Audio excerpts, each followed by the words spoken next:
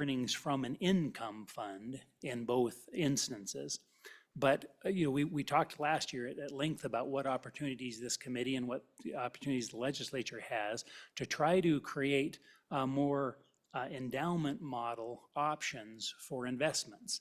And this is the standard issue where the problem is that you have to use earnings, you have to generate earnings in order to fund accounts, and you may have a limited number of funds from which to generate those earnings.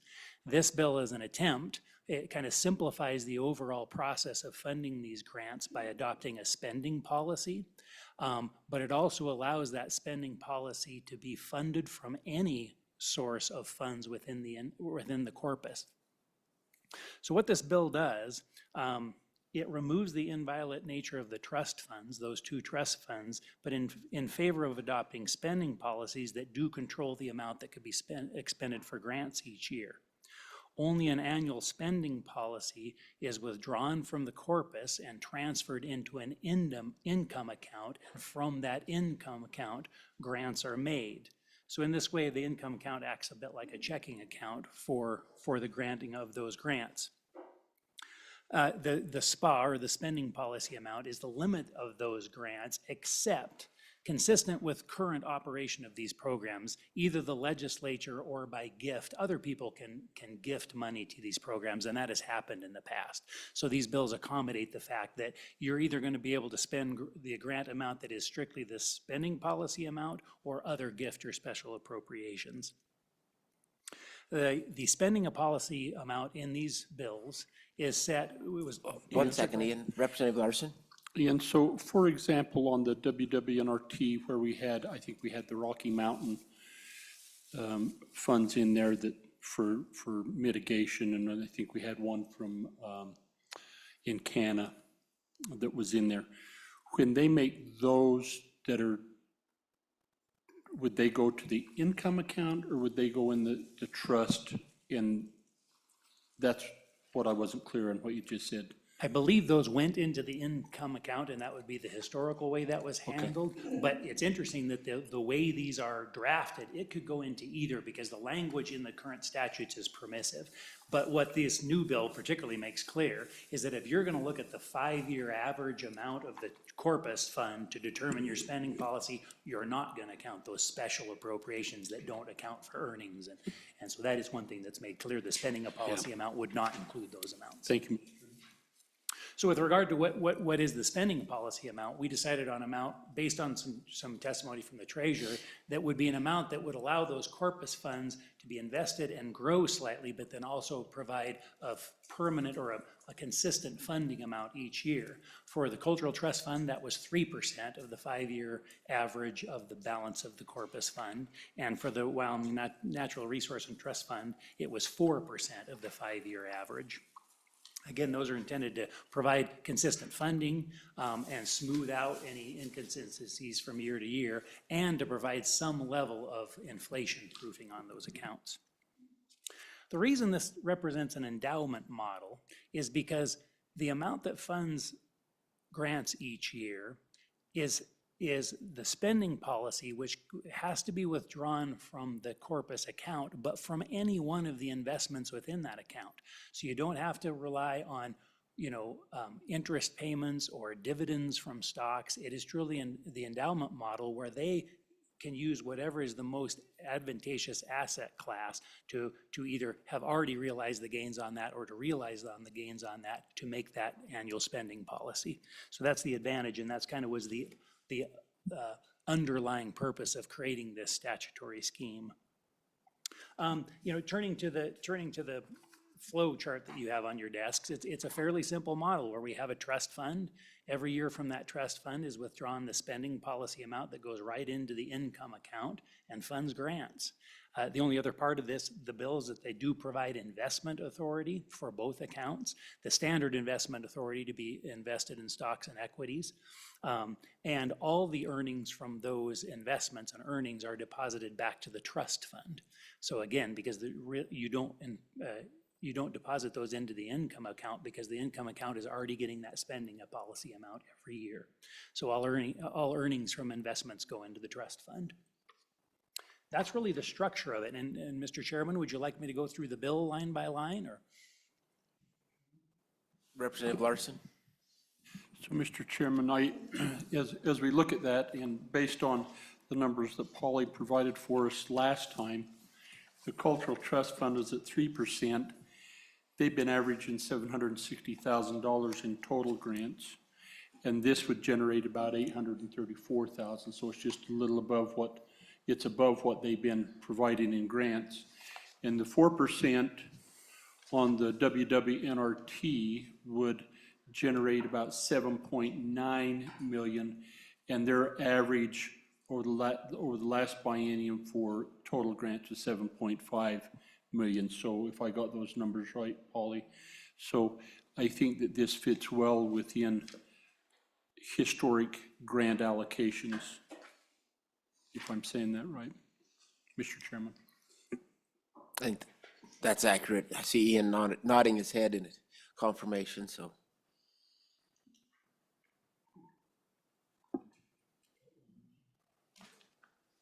Committee, further questions? Further questions, all right. Well done, Ian. With that, we'll go to public comment. Is there any public comment on this bill?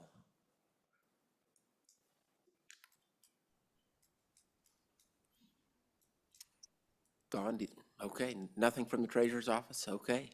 Sounds good. Any comment with that? Seeing no public comment, we'll bring the bill back up here. Bill has been moved. Is there a second? Second. Been seconded. With that, any discussion on the bill or amendments to the bill? Seeing none, we will go to a roll call vote.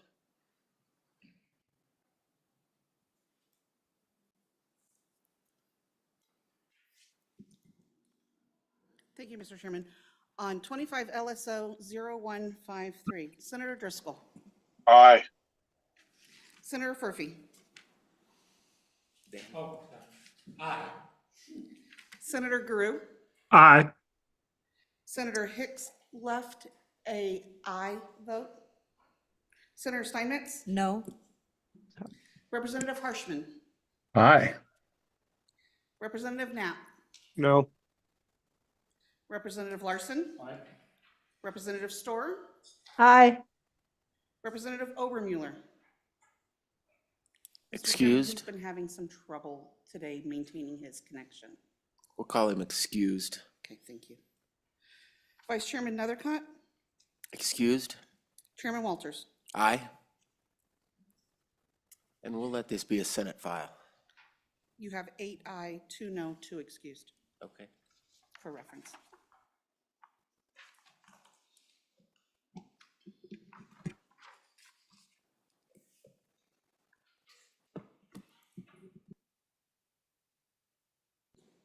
Okay, Mr. Chairman, would you like me to move to the second bill then? As soon as I get reorganized. Oh, very good. Give Okay. me 2 seconds.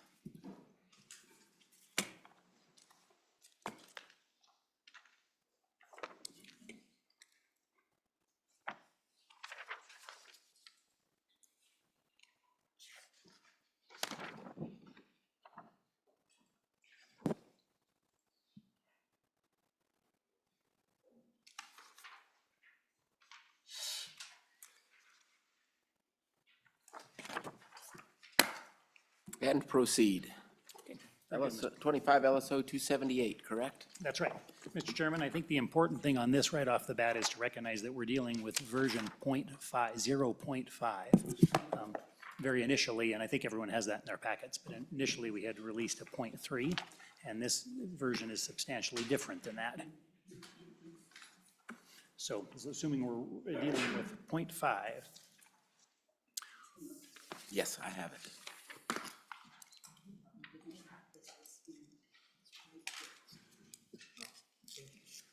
so, Mr. Chairman, first I'll kind of summarize how we got here with this bill. The State Treasurer's Office has been explaining the benefits of a bill that would create a fund that would be a generational fund, and that it would be invested for a long period of time. It would allow investments that allow for a longer investment time period, and that would take advantage of the compounding effect of money. The committee discussed this bill, or the concept at its last meeting, and decided to ask LSO to draft a bill that had several features. One was to create a fund to be invested long-term and enjoy the compounding effect of money. The committee ultimately decided to fund that account with school land, trust land proceeds, specifically $100 million if it was received before December 31st of 2025. The committee asked that the money be held in the account for not less than 9 years before it could be appropriated, that it allowed to be invested in equities during that 9 years, again, to allow it to be invested and compounded, that it be, that we adopt an adjusted permissible investment risk portfolio. Currently, the statutes require a 70-30 allocation of risk, and the committee asked for an 85-15 allocation between global equities and domestic fixed funds. The committee asked that it be governed by the IFC under a separate investment policy, an investment policy that would acknowledge that this is intended to be for longer term investments, and that we call it the School Generational Fund or the School Generational Account. And so that's where this LSO Draft 278 came from. I think the first thing to discuss is the committee's decision to use school land, trust land proceeds to fund the account, because it has some fairly significant results. They come under the Wyoming constitutional provisions on school trust lands, and as well as our active admission, since it was the active admission that granted those and acknowledged those land grants to the state of Wyoming. I think they can kind of be, those mandates from those constitutional and active admissions can be divided up kind of four rough categories. You know, first of all, school trust land monies have to be spent for the benefit of schools. The proceeds themselves have to be invested and as non-permanent, as inviolate funds, and only the investment earnings can actually be spent from those proceeds. And they arguably should be spent on an annual income only basis. They must be placed in a permanent school fund, although the active admission acknowledges the existence of a permanent fund, but doesn't exactly name what that is. Currently, that fund is the Permanent Land Fund, of which the Common School Account is part of that fund. Now, I have provided a confidential memo to the committee that we don't need to discuss today. Hopefully you've read it. It kind of gives you an outline of some of those provisions and what they mean, but I don't think we need to address it specifically, because the bill has been drafted to try to accommodate the things that were noted in that memo. So in this bill, basically what we've done is we've created a school generational account. It's, as the committee directed, funded from up to $100 million of the sale of school trust lands, and the funds have to be received, any funds that were received before December 31st of 2025. The school generational account that we create is within the Permanent Land Fund, and that's a very important distinction. Pursuant to the active admission, historically, all sale funds from school trust lands have been placed in the Common School Account. The Common School Account is within the Permanent Land Fund, and the Permanent Land Fund is a permanent fund. So what this bill does is it creates another account within the Permanent Land Fund called the School Generational Account. And in that way, it keeps the two funds in the same account. The idea here is that, so now the legislature, when it receives school lands, the legislature would have the option of allocating those funds to one of two different funds, the Common School Account or the School Generational Account. The idea is maintaining two accounts that could still be treated and expended only for school purposes, but could be invested differently under different investment strategies. The idea that the committee asked that those funds be investable in equities, which they can. You'll see other bills that actually have investment language in them, and that's because they're not permanent funds. When we take these school funds and we put them in the Permanent Land Fund, the Permanent Land Fund is already a constitutional permanent fund that can be expended in equities. And Article 7, Section 6 of the Constitution also says that the legislature shall provide by law for the investment of school trust funds. So school trust funds we already have the authority and the mandate to invest those. So clearly these funds would be investable by the state treasurer in equities. As requested by the committee, the risk profile is adjusted to an 85% global equities and 15% domestic fixed income balance to accommodate a longer-term investment strategy. And the IFC is directed to adopt an independent investment policy for the school generation account, again, to accommodate for longer-term investment strategies. The only other thing I wanted to mention right offhand on the on the bill is the 9-year waiting period that the committee requested. Because the Act of Admission and Constitution discuss the annual that annual income only can be expended for school purposes. The question is whether there's a mandate that it be annually spent. The 9-year waiting period that's stated in the bill states that the 9 year is required unless otherwise contrary to law. That's to accommodate, the Supreme Court hasn't provided guidance to the legislature or otherwise on what that language means, but there is some language in the bill that accommodates that language in the Constitution. Another thing to think about the 9-year waiting period as it's structured in this bill is that it creates a little bit of a rolling effect. That is that because we only can touch earnings and not the principal, the way the bill is drafted, it says that when amounts are credited to this new school generational account, they'll be assumed to be credited at the end of the fiscal year in which they were deposited. Fine. And then you have to wait 9 years from that point to expend the earnings on those proceeds that were invested. So this year, let's say we deposit money this year, that $100 million, 9 years from now, the earnings on that $100 million will be expendable. If then we continue to fund the account next year, the earnings on that amount will be expendable 9 years from that date. So it's kind of a rolling effect. I think that would behoove the committee to ask the treasurer if that creates any accounting problems for them. I don't know that it does or doesn't. They deal with these things, but it was a question that I don't know the answer to.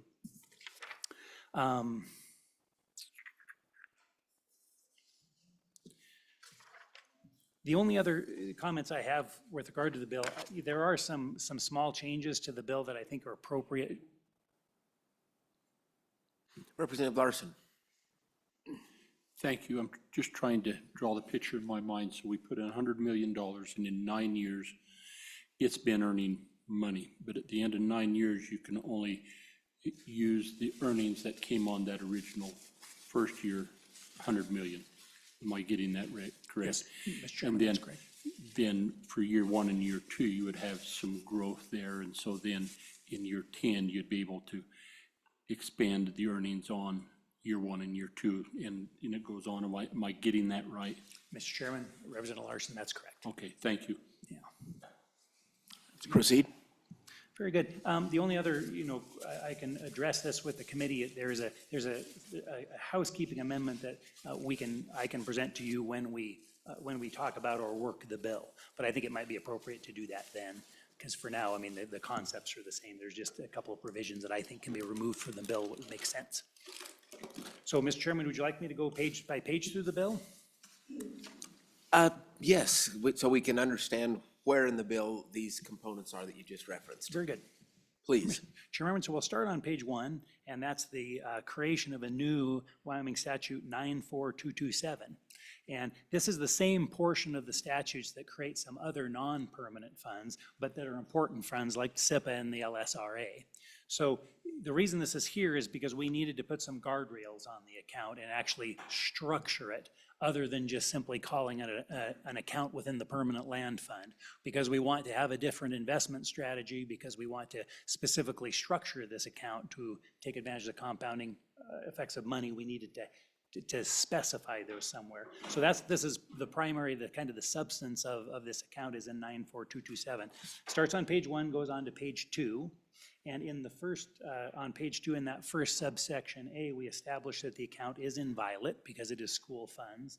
And at the committee's request, I included a kind of a policy finding there. And normally we don't do this in bills, and so I don't know if the committee wants it or not. But starting on page 2, line 4, the bill says the account is intended to help replace decreasing future school revenues by taking advantage of the compounding effect of money by using long-term investment strategies that have historically provided higher investment returns.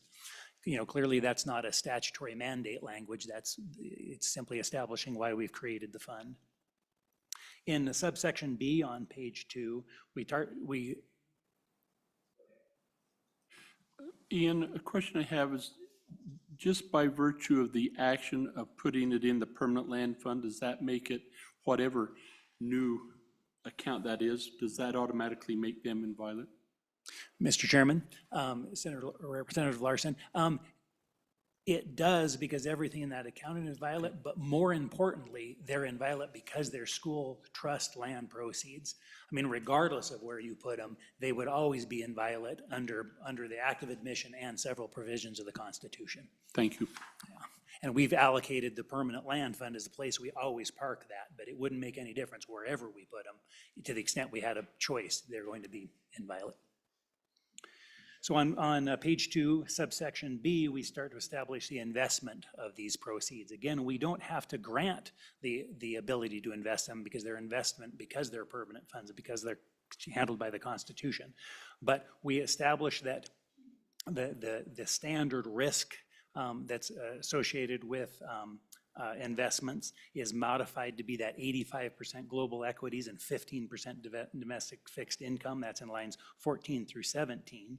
And then in lines 18 through 23, we acknowledge that we're going to have a different investment policy statement for these. That actually moves then on to the next page. And that actually appears again we'll amend the law later to also include that provision. But we acknowledge that it's going to be giving consideration to the account's potential extended investment period and the extended period during which monies in the account may be ineligible for withdrawal. That would change our investment policies on those. So on page 3 in subsection C, we talk about that the earnings from the generational account will then be deposited to an income account. And on lines 8 through 10, we importantly mandate the deposited earnings shall be appropriated and expended only pursuant to this section. And later on, again, we're going to mandate that those that they're only appropriated 9 years later and that they have to be used for school purposes only. On subsection D. 1 second, Representative Steinmetz. Thank you, Mr. Chairman. Ian, I just have a question, and I missed part of the last meeting, so excuse me if it's repetitive, but why did we go with 9 years? Because I had understood the intergenerational fund to be a very extended fund, like 20 or 30 years, that we weren't going to touch it. So how did we arrive on 9? Mr. Chairman and Senator Steinmetz, I don't recall the specific reasoning. I think there was some discussion, and I don't mean to, the committee itself will have to answer that question, because my recollection is there was a bit of a negotiation. It's like there was a discussion whether it can just sit there forever, whether there will be demands by the legislature to spend it if we just let it sit there forever. And my recollection is the idea was we better put some term on there so that the legislature has a target rather than just leaving it open-ended. That's my recollection, but that's only my recollection. Yes, and the treasurer's office kind of gave us this idea that because at year 9, there would start to be some income that could be utilized at that point. Mr. Chairman, then on page 3 in subsection D, we do establish that 9-year time period. We say, unless contrary to law, earnings from the invested monies in the account shall not be expended less than 9 years after the monies were credited to the account. And the rest of that language specifies that regardless of when the monies are actually credited to the account during the year, they're going to be considered to be credited on the last day of the fiscal year. This would simplify accounting to the extent there were multiple credits to that account in a single year, so at least that 9-year period starts to run on one date for everything in that happens within that year. So that's to simplify accounting. Moving on to page 4 in subsection E, it puts the important limitations on the expenditures. I'll just read that subsection. No earnings shall be expended from the school generational income account within the permanent land income fund, except upon legislative appropriation, and then only for purposes authorized under the Public School Foundation Program. That is just to make clear that these are only by they're going to sit in the account until they're appropriated by the legislature, and once they're appropriated, they can only be used for school purposes. Representative Larson. So, again, just a little clarification, unlike the bill that we just passed for the Cultural Trust Fund and the WWNRT, that automatically shifts a spending policy amount into an income account, that action could only happen in this with legislative action. Mr. Chairman, Representative Larson, that is correct. Thank you. Yes, the committee kind of made clear that we wanted to leave this as open-ended as possible, and that's the effort to do that. Okay, so then moving on to the next section of the bill, section 2 is of course the amended portions of the statutes. The first provision, 94203, is in definitions, and I've included the extension of 94227. It's a conforming amendment. On the next page, 94204 is a provision in the statute that's a consolidation of funds, happened years ago, and it tries to put in one place all these funds that were created over the year. Now, I've taken the liberty in this bill to create a new definition or identify the school generational account in a new paragraph X that you see at the bottom of page 5. I'm going to recommend, if the committee takes this bill up, that we don't do that. And the only reason I'll do that is because it's overkill. And what I would say is that the common school account, which is absolutely the equivalent of this new account, is not mentioned in that section. So I might have to blame myself. I was overzealous in defining or mentioning that count in this statute because the common school account isn't, and it's just not necessary. And I think it would be confusing to leave it in there. I apologize to the committee that I did that, because I think that would be better to leave that amendment out. But following on the next page, on page 6, this is, again, conforming amendments. Currently, the statutes provide for a transfer to the corpus of various accounts within the permanent land fund and a inflation amount. The common school account is already exempted from that, and so I think it's appropriate then to also exempt this new account so that the two accounts are treated equally. So that's a conforming amendment that gets that done. And then on the bottom of page 7, going on to page 8, is kind of the other important part of this bill. This is 94310, which creates all the individual accounts within the permanent land fund. And so that's what we do here on page 8. We create in subsection A the new school generational account, and I just included in this bill draft for your convenience the fact that right above that we create this common school account, the other account into which school trust land proceeds are placed. Subsection B on that page just names those accounts within the permanent land fund that are inviolate. And so I've added the school generational account because it will also need to be inviolate. And then on C, we create the income fund for the school generational income, the school generational income account, which is the account's income fund. So that's a simple provision in the law, and yet it's important because it actually creates those accounts. I think back to my original point about making some small amendments to this bill, this is the only provision you need in the law to create this special account within the permanent land fund. And I accidentally in this bill draft put it in two places that I don't think are necessary. The other one, the reason I preface that by saying on the next page, on page 9, is another place where I reference this new school generational account, and I don't think it's necessary. Again, it doesn't hurt anything, but the common school account is not mentioned there, so there's no reason to mention the school generational account. I think that would be statutorily confusing. Moving on to the next page, on page 10. This is where we're amending the state investment policy statutes on 74916. So on page 10, at the bottom there, we simply say the school generational account managed under 94227 shall be invested under a separate investment policy statement. That was a request of the committee to make that happen. Yeah, and then the amendment that's on page 10 and 11 is simply a conforming amendment that says, it's always said, the provisions in law that provide our investment 70-30 split that's assumed has always said that any provision of law which restricts the investment of a specific fund or account to a greater degree controls. Well, that's great, except for here, we're really expanding that rather than restricting it. So I just, a conforming amendment which would expand that language to say any provision of law which restricts or expands the investment of a specific fund. And then finally, section 3 is the appropriation in this bill. It appropriates any monies received from the by the state of Wyoming for the sale of state school trust lands before December 31, 25. $100 million or as much thereof as becomes available is appropriated to school generational account. Just to be clear, this does mean that any school funds that came in, whether it was the sale of the Kelly parcel or whether it was any other, if they were received before December 31st of next year, they would be rolled into this account. And then the account is effective immediately.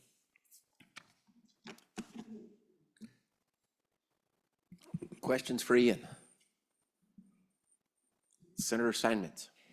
Thank you, Mr. Chairman. And on the restricts or expands, that applies to now all of our accounts, right? It wouldn't just be this school account because we're feathering that into all of the statute where all of our accounts for the school are contained. So does that have a potential to have an impact on those other accounts? Mr. Chairman. Go ahead. Senator Steinmetz. Yes, it would allow us to expand that investment assumption risk profile on any account we wanted, except for it would take further legislative action to do that. So this conforming change doesn't change anything, but it would allow the legislature to do that by a subsequent law, because that's what I think that provision is making clear, that if the legislature applies a different standard to any other investment, that one is going to control over this standard assumption. Other questions? Other questions? All right. I think we're in good shape for a moment. Public comment.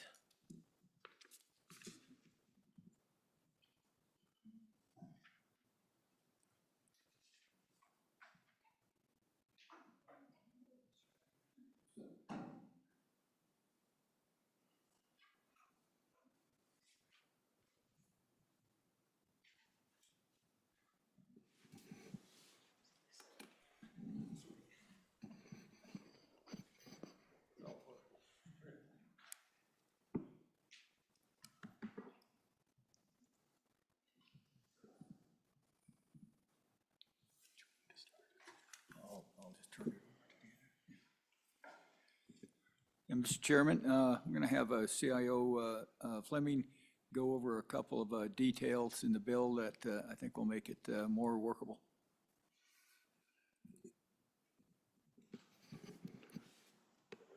Mr. Chairman, thank you, Mr. Treasurer.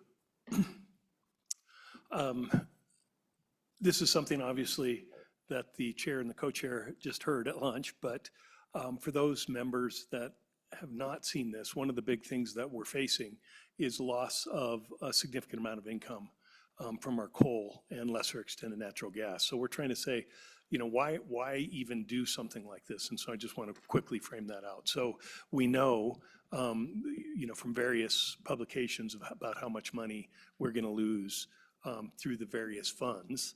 And so hopefully having something that we could use to compensate for that loss would be greatly beneficial. And whether it's, you know, general fund or common school, what have you, but a generational fund idea that the treasurer has put forth, to me, makes a tremendous amount of sense. Well, why? Well, first of all, power compounding, you know, Einstein's eighth wonder of the world. When you are able to compound without distributing, it has a significant differential in how much money you get at the end. So the other part of it is, you know, we look at what we have now, and we have mandatory 5% spend, et cetera. And that really is a differentiation between ourselves and other endowments, if you will. They don't have to do that. They can invest whatever they want. So if you look at our 20-year return for both the PMTF and common school, it's around 6% or whatever. Well, how much more could we earn if we didn't have to distribute? If we don't have to distribute, then we can put these assets in a much more illiquid investment, i.e. private equity, private credit, et cetera. So when you do this, well, what do you receive? What is the difference between public and privates. And I can show you the data going back 20 years or whatever, but you can get, easily 3% more is our belief over time. So if we're saying, okay, and then we don't have to be at a 70-30, we can be at 85, that's going to then juice the returns as well. So I really believe, and other funds have done this, that a 10% return is achievable under this structure. So if we don't have to distribute, we can compound with less liquid investments, then this could be something that could make up for that shortfall. So how would we put forth? And there's a few things that, we've gone back and forth on this bill, so I know, some of it got lost in translation or what have you, but here's a couple of the issues that I want to highlight in the bill is first on the 9-year distribution. Well, you do whatever you're going to do, but the one key that we can't have is a fixed term. Why? Well, private equity. The average private equity fund now is about 13 to 14 years. So how is the structure with private equity? We give money to a firm. The first 5 years is their investment period, and the last 5 years is the harvesting period. Invariably, it gets extended. And so usually they go 5, 5, and 1, 1. That's 12 years, but a lot of them are 6, 6, 1, 1. So anyway, this is a very long-term investment. If we have to distribute after 9, we would then have to go in and liquidate some of these funds.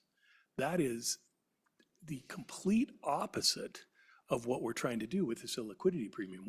We're out there buying in the secondary market for firms, institutions like ourselves that are being forced to liquidate because they are too full of this. So that is the last thing that we want to do. We need to be able to distribute at a certain period when we have the funds available, but it can't have a specific time frame. The next issue is the 85-15. As I mentioned, these are going to be illiquid assets. So the 70-30 reference portfolio that we have is domestic US equities. I can sell those in a day. That has a much lower volatility than what we have. We want to tenor match our risk metric with our assets. So I would argue that the 85-15 needs to be 85% illiquid or private equities and 15% private fixed income. So to make sure that we have those differences, that we have each one of them, that the risk meets the allocation of the funds. The other comment about the new IPS, and I think what we were saying, we have to have new parts of the IPS. So right now, when we have a new fund, we have the IPS, and if you look at our investment policy statement, it's on the web under the Treasurer's website. You can pull it up and look at it anytime. We have certain metrics for every one of our funds, whether it's the PMTF, Common School, Hathaway, the LISRA, it is all spelled out. And all we would be doing is putting in a new pool, a generational fund, or a fund, whether it's a pool or a fund, that would have other metrics. So in this IPS addition, which we then go for the slip for approval and so forth, we would just highlight all the things that we just talked about. The risk metric would be, X%, RVK calculates that under these Monte Carlo simulations. So we know exactly the risk parameters under that we would be able to invest in and abide by. So those are 3 of the main issues that I wanted to refer to: why we need it, 2, the benefit from going from a 6% return to a 10% is extremely compelling if we don't have to distribute, and the benefit of investing in illiquid assets. It is really a compelling story if you can have those types of structures. So with that, I'm going to pass it over to Deputy Williams, who is going to speak a little bit about the accounting part of this, unless there's questions for you, which I could answer before Deputy Williams speaks.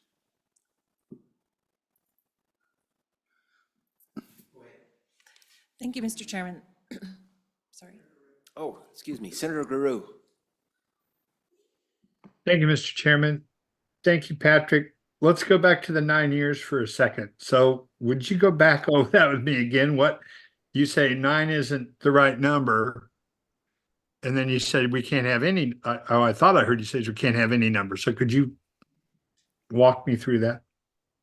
Mr. Chairman, Senator, yes, very good point. Because specifying a number would cause you to go into the market to sell. So what we're saying is if you say, no, we have to distribute something, you could say after year 9 or whatever, when the funds become available, when the fund is liquidated, then you could distribute the earnings in some type of verbiage like that.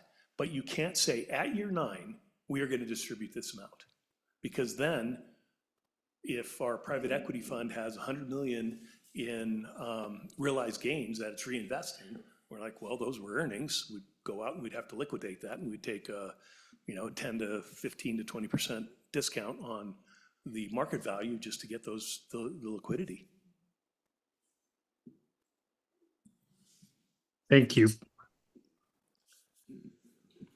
Senator Steinmetz? Thank you, Mr. Chairman. So let's just go over in the bill, everything that you've talked about on, it was on page 2 where we were specifying how the school generational account had to be invested. So we don't need that because you've already got in policy in that account. Is that what I heard you say on page 2 in line, like it just subsection B, I guess?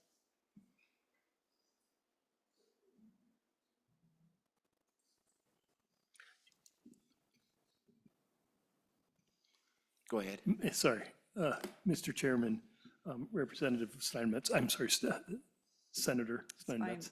Yes, the 85% would need to be correctly shown that it is 85% private equity, 15% private credit split, not 15% public equity, 15% public fixed income. Because those volatility differences are very different. And the reason that we have the 70-30 right now is because we need or might need those monies, and we have to have an extreme amount of liquidity. In here, if you're not distributing, you do not need the liquidity. And hence, we're able to take care of that illiquidity premium to invest in other assets. So, Mr. Chairman, Go ahead. if I could capture that, so that'd be on line 17, after 85%, it would be private equity. And then on line 17, after 15%, it would be private credit. Is that how you would like that to read? That is correct. Okay, and then on page 3, we're going into the section 12 through 23, that is the 9 years. That's the section talking about 9 years. Do you have a recommendation for how that should be worded in order to capture that compounding of money? Mr. Chairman. Go ahead. Senator Steinmetz, not less than 9 years would encompass Mr. Chairman, a good chunk of that. Ian? just wanted to make clear that, I mean, the language as drafted does say that unless contrary law, earnings from the investment of monies in the account shall not be expended less than 9 years after the monies were credited to the account. So I mean, I don't think it requires expenditure in 9 years. It just can't be less than 9 years. Mr. Chairman, may I make a suggestion about that? Please. To Senator Steinmetz's comment. And one of the notes that I was going to make about the 9 years, you have language in the section above, section C there in lines 5 through 10, you say at times determined by the state treasurer earnings.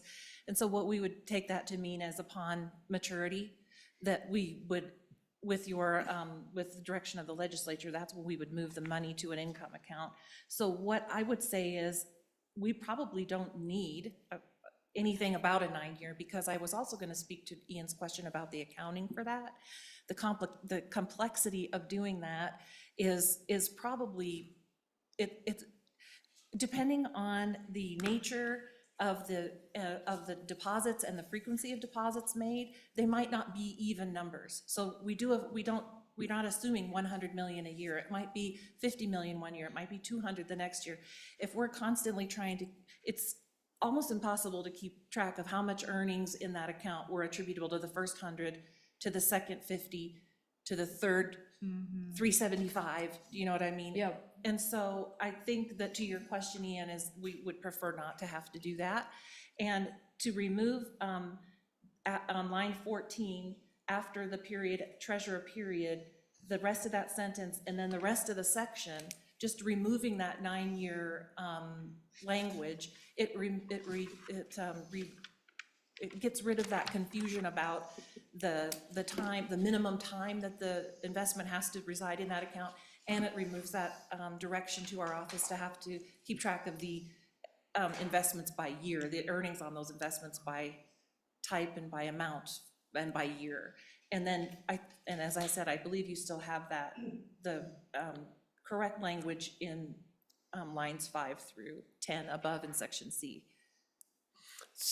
So playing devil's advocate, Ms. Williams, if we take out that 9-year language, then how do the future legislatures, future treasurers know that this account is intended to be invested for a long term? Because you have in C, at times determined by the treasurer, in 2.5 years from now, if there's a new treasurer, they could say, I'm gonna start dispersing earnings today, just because we need it and we can. And so that was kind of the purpose of putting in the 9-year time frame, because in our discussion in September, there was a comment made by someone in your office, and I don't remember the exact details, that 9 years would be the bare minimum that we would want to utilize to ever make this kind of an account work. And so that's why we included that, is to make sure that we carried that institutional knowledge forward in the form of a statute versus in the form of a handshake agreement among this group of members sitting here today that is lost by the group of members that's sitting here tomorrow, kind of a thing. And so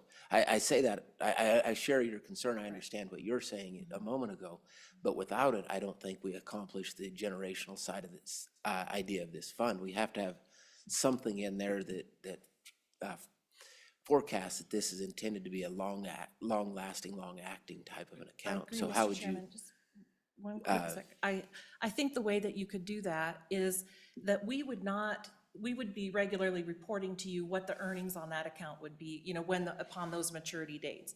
And none of that money, and so what Patrick and I, and what we would probably need to firm up a little bit, but what we would assume is that we wouldn't even transfer any money into that income account until the legislature was ready to appropriate the funds, because we want that money to stay in the fund as long as possible and keep making money. That's why we have the 8515. So upon appropriation from the legislature, should at some point we have a matured investment, we will report that to you. If the legislature determines that they want to spend that money, they would then direct us to transfer that amount of earnings to the income account for an expenditure directed by the legislature.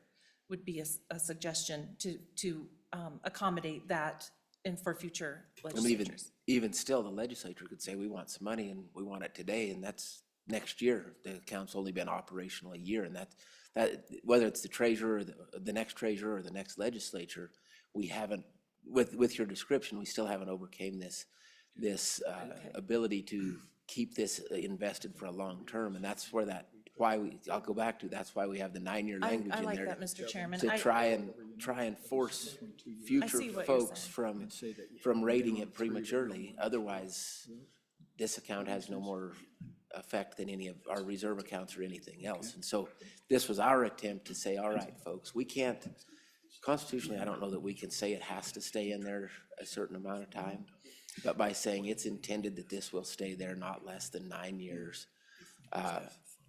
Because again, that was the number given by your office to say anything less than that, it's really non-functional. Anything more than that is just tremendous, and it will benefit the state more than we can ever describe. So that's why it's here. And so I'm trying to get you to do a better job of defending why you want us to take that out, because so far you have not convinced me. Okay, Mr. Chairman, I see your point, and maybe I would just like to suggest period, not less than 9 years, period. And then get rid of that language that talks about us having to keep track of the investment earnings for each deposit separate and apart for each year. So maybe just put a period at not less than 9 years, period.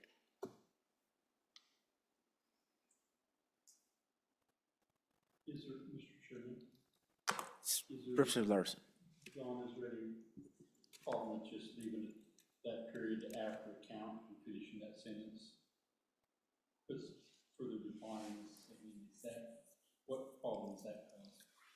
Mr. Chairman, Representative Larson, that means that we're going to have to keep track of each deposit and the earnings on that deposit in 9-year, well, subsequent 1-year intervals after that first 9-year expiration. Well, that's 9 years after the monies were credited to. And so does that mean each following year you have to have a new accounting? Is that what you're saying? Mr. Chairman? Okay, thank you.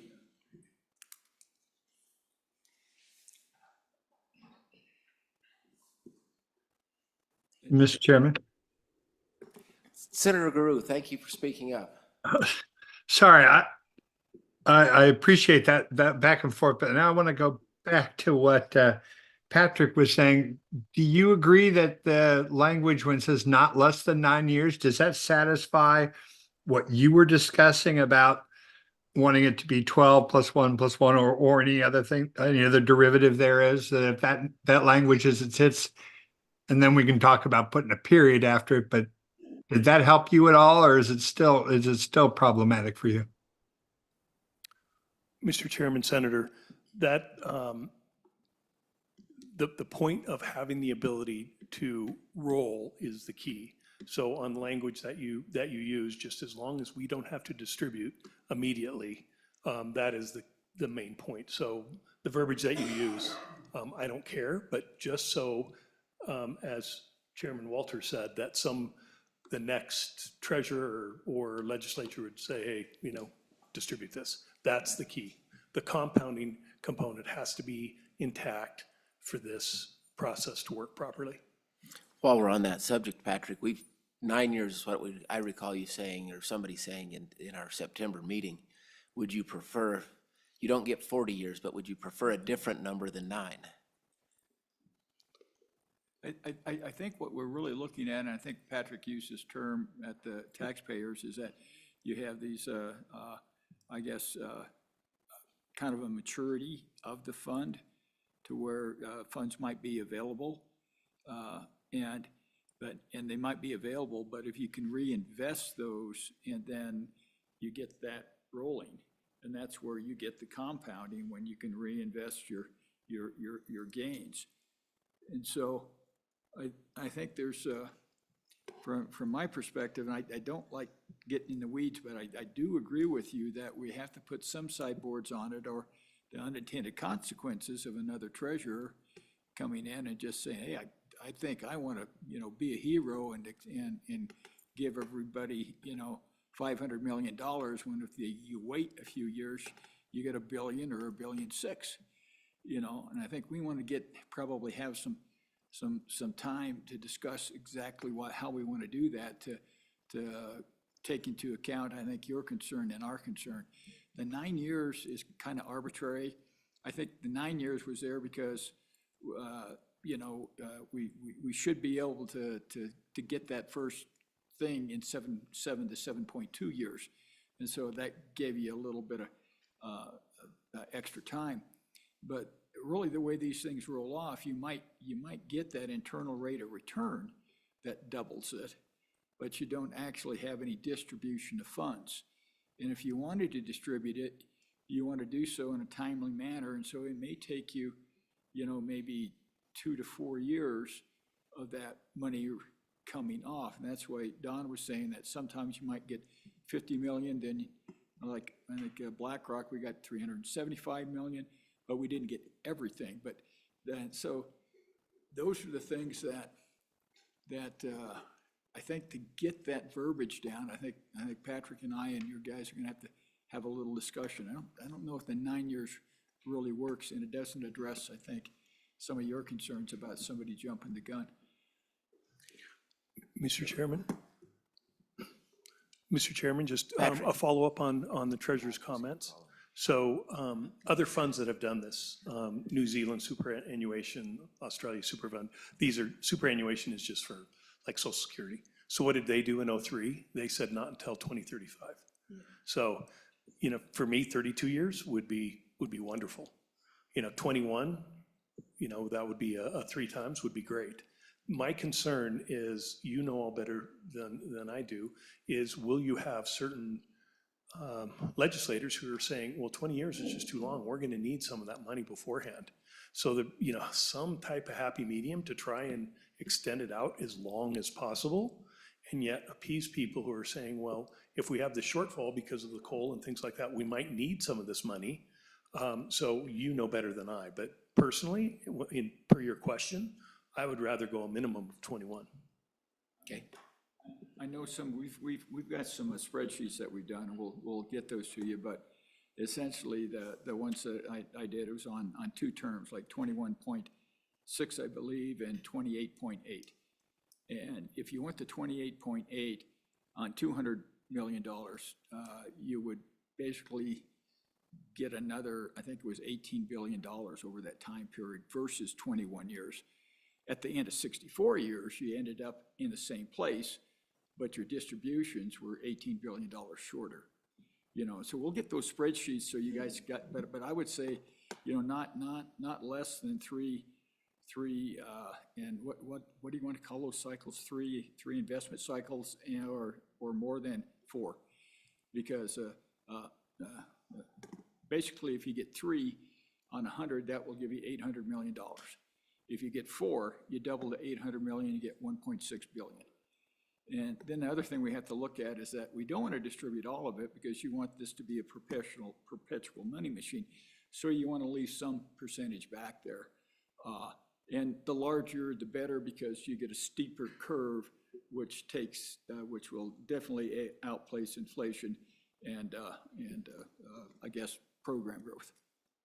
So. okay. Did you have something, Tara? Oh, Representative Larson.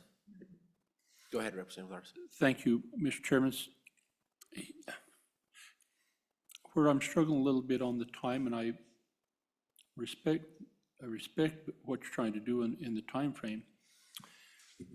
But on one hand, I hear you saying, we've got this crisis, it's looming right around the corner. Right around the corner, it's gonna bite us in the butt. You just keep, and so we've got to get this done. But now we can't do it for 21 years, right?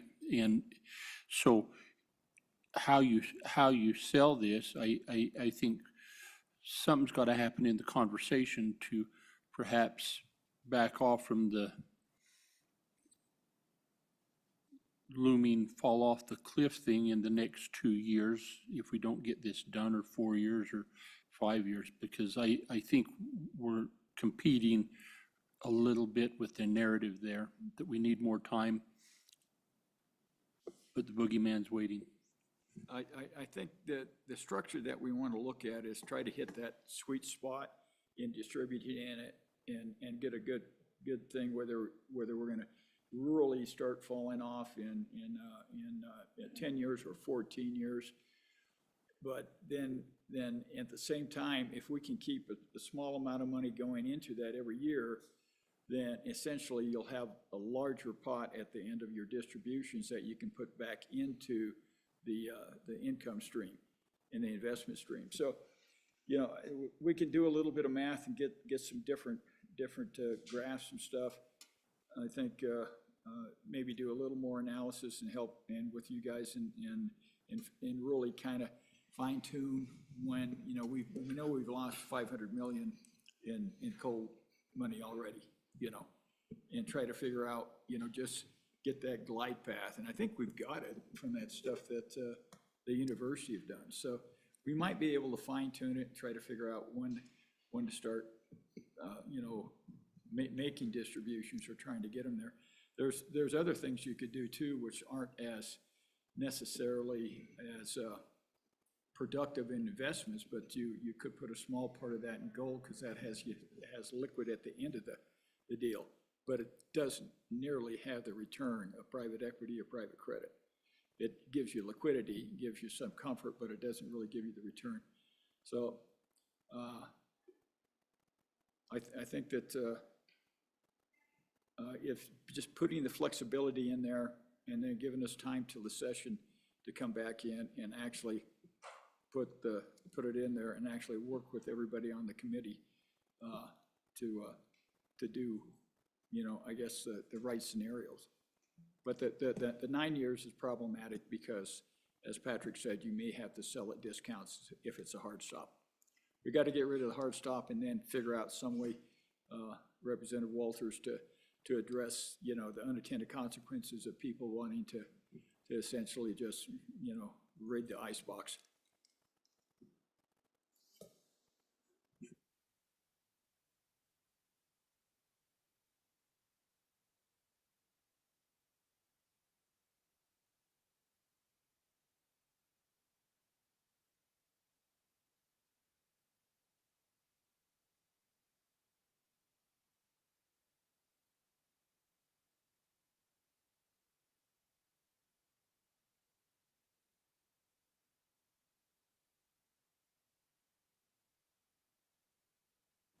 Three doubling cycles, but maybe you'd say not before 2, and but not more than 4.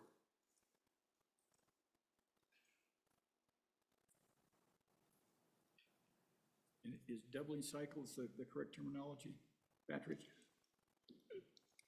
Mr. Chair, That might be misconstrued, that it's just doubling of the original 100 and not of the increased value. Yeah. Sounds good. Continue with your comments.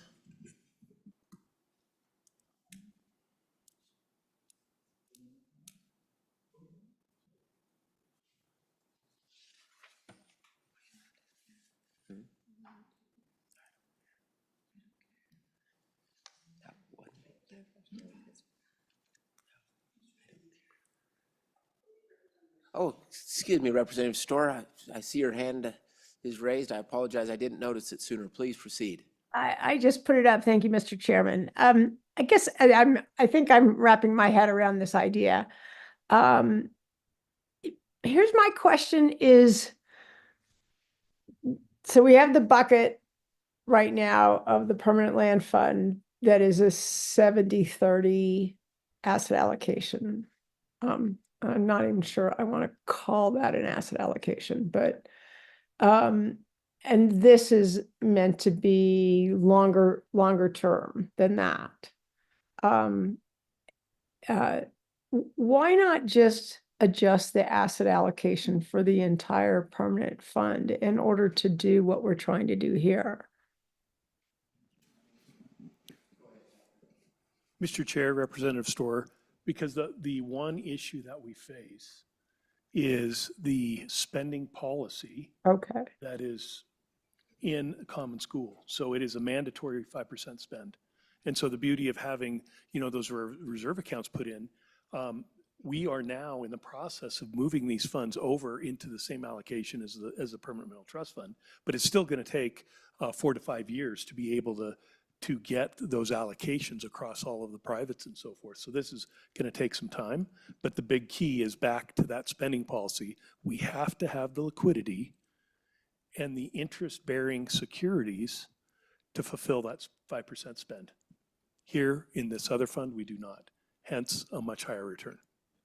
And so we've been, increasing the permanent fund between $1 billion and $2 billion essentially every year. And I think that'll probably continue. But what we're doing with this is that if you put $100 million in for 30 years, that's $3 billion. And essentially you would be getting a return as if you had the permanent mineral trust fund, basically. So you're getting a return of $10 to $12 billion off of a $3 billion investment because of compounding. So that's kind of the long and short of the story there. So, it's a way to take a little bit of money and spread it in and make it a huge impact. And if you do that 100 million every year, then essentially, and you keep, the number I've got is you tax us 37.5%, we leave the rest in there for the next compounding cycle. And It essentially, guys, at the end of 64 years, if you're doing it every 21 years, you've got $20 billion to move forward. And if you do it then, I think you just do it every 3 years. And then essentially at that point in time, your 20 goes to 40, your 40 goes to 80, and your 80 goes to 160 billion.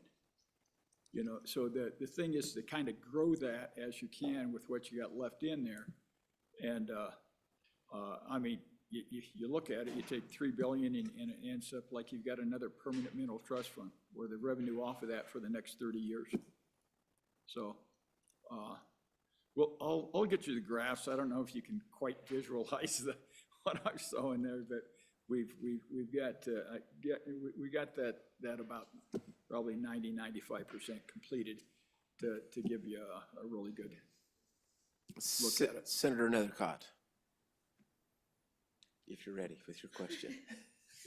We can wait. Thank you. I've been trying this for about 20 minutes, thinking about how, is there not a smarter way to do this? I mean, we all understand the concept of a essentially inviolate fund with compounding interest over a long term. We get it. Got it. The longer it goes without taking money out, the more money you make. Got it. This seems really messy. Is there a smarter way to accomplish this goal? I mean, I'm assuming not, since this is what you proposed, but certainly there must be. I'd say Mr. Fleming? It's interesting, not messy. What's that? It's interesting, but it really, we'll get you the graphs and the charts, and Patrick can go over them with you, and I think it'll be really clear about how we can move on this. No, so Mr. Treasurer, I mean, I believe that there will be a great chart with a graph with dollars that go like that. But they're there, I believe that will be an impressive upward trajectory. yeah. But I'm just thinking we might be able to simplify this concept legislatively. And I'm curious about how much thought went into that, as you know, as Representative Storer, I think, was alluding to. Is there another way to achieve this goal that might be simpler? Well, I guess Patrick and I can go over with it and see if we can simplify it. I think it's just getting the language that's understandable in the statute and doesn't have any unintended consequences or ambiguity, and making it clear. And that's where we need to head to, and I think we can get that done. And let me just, here's the why for me, which is, I think Representative Walters' concern is correct, and that's a double-edged sword, as we know, with all of our reserve accounts. You know, that can be changed at any time, and the legislature can rate it, and we try not to do that, and we put things in statute to provide some type of deterrent. You know, so how is this mechanism any different than any other reserve account? I think to Patrick's point, you're not spending it, and you're making money on your money. Okay. And Don said, don't get into the details, Kurt, because they are messy. You know, and I apologize, Don, for getting into the details on that, but we need to figure out how to handle Representative Walter's concern about it being rated prematurely, and trying to put some. Now, if you just put in a constitutional amendment and give the $100 in that, and then it can't be rated, and then it's more like the New Zealand Superannuitization Fund. Why would we not do that? Do you think that's a good idea? Do you think that's preferred? I think it's simpler because then you just put a time date on it, and the use case is that you're going to need X amount of money at a certain time, and that and you basically strip off 37.5% of it, and then let it just keep rolling.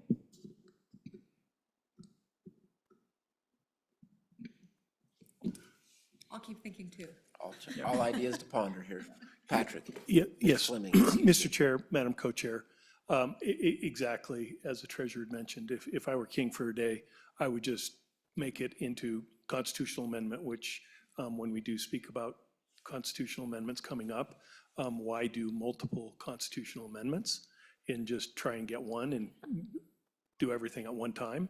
And, keep it simple, stupid. I would just use, 20 because that's three compounding. Because the other side, at 20 years, you're not distributing the entire amount. You still have all these illiquid. So just like New Zealand, they start distributing in 35, but it's going to take a long period before you get it. So, and why 20? It's an easy number. So constitutional amendment, 20 years, you start distributing it after 20 years. And it's going to take a long time to do it, but that would get you at least 3, and if not more, cycles. Yeah, just distribute the available interest or income or after 20 years over the next 4 years, and anything remaining goes for another 20-year cycle. That's simpler. Yeah, yeah. New legislation. All you had to do is prod us there, Senator Nethercott. Different approach. Yeah. Okay. Further statements from the treasurer's office?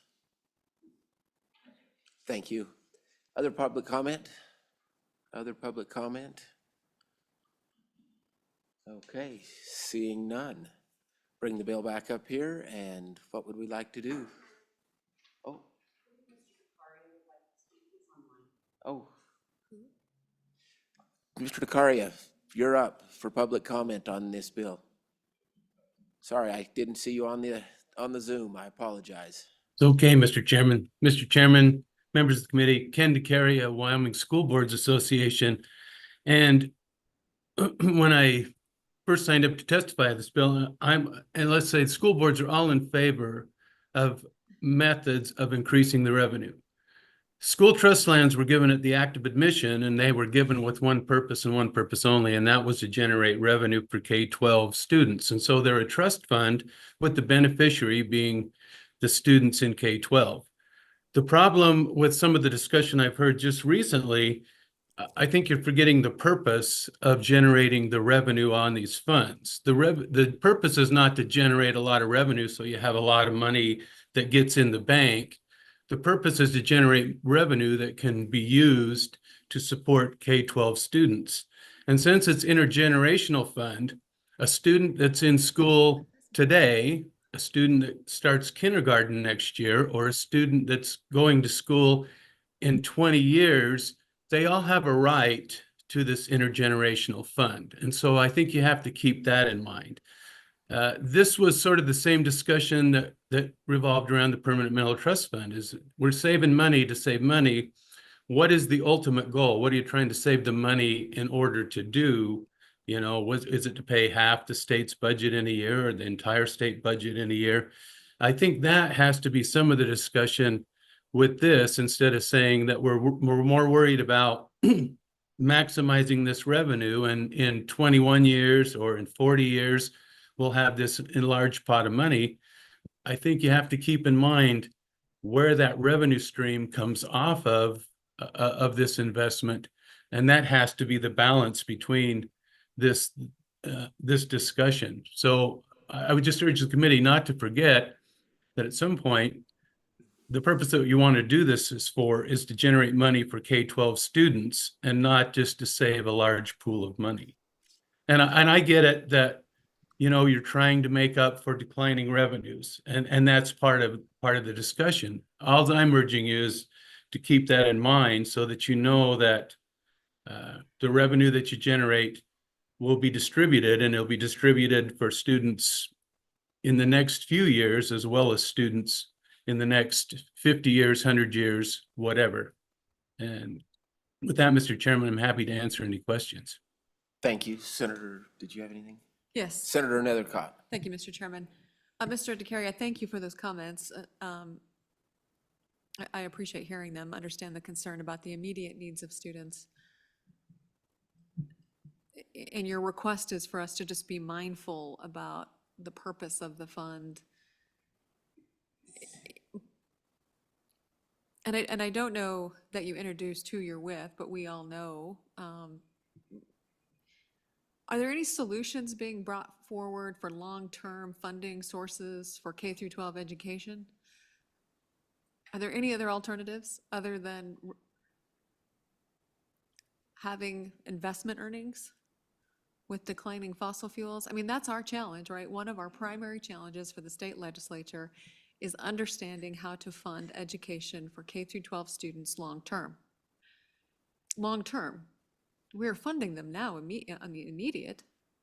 And so I appreciate the caution.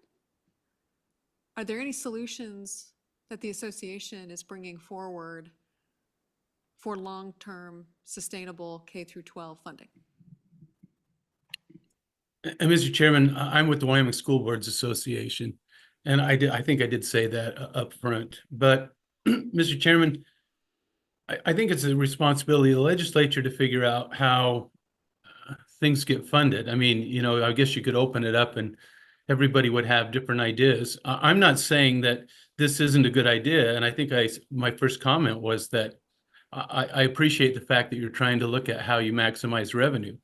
I would say there are other ones, and if you wanted to back out the trust land issue, you could look at how you maximize generating revenue out of school trust lands instead of maybe, you know, looking at other things other than having, you know, simply grazing leases. I mean, it's looking at it. Other states have done it they've put rental structures on school trust lands. Utah's even put subdivisions on school trust lands. They've taken a proactive look, and they've taken that job very seriously. And having said that, Mr. Chairman, I don't want you to think that our Office of State Lands, they do an exceptional job and they take their job very seriously. But it takes, I think, some kind of foresight to look at how we could generate more revenue off of school trust lands. And there's probably lots of ways you could think about doing that. And some of that might be selling lands. That's one option, but that's not, I wouldn't recommend that as the main option. But it would be to look at, I know that just recently there was one about looking at putting rental structures, you know, long-term leasing on school trust lands, just looking at other options that are there. But the problem seems to always come back to the fact that everybody has this other idea of what these lands should be for, and they forget what the primary function of the lands were in the first place, and that's to generate revenue for K-12 students. There was no priority number two. I know that's not a great answer. I wish I had a magic bullet, but I don't.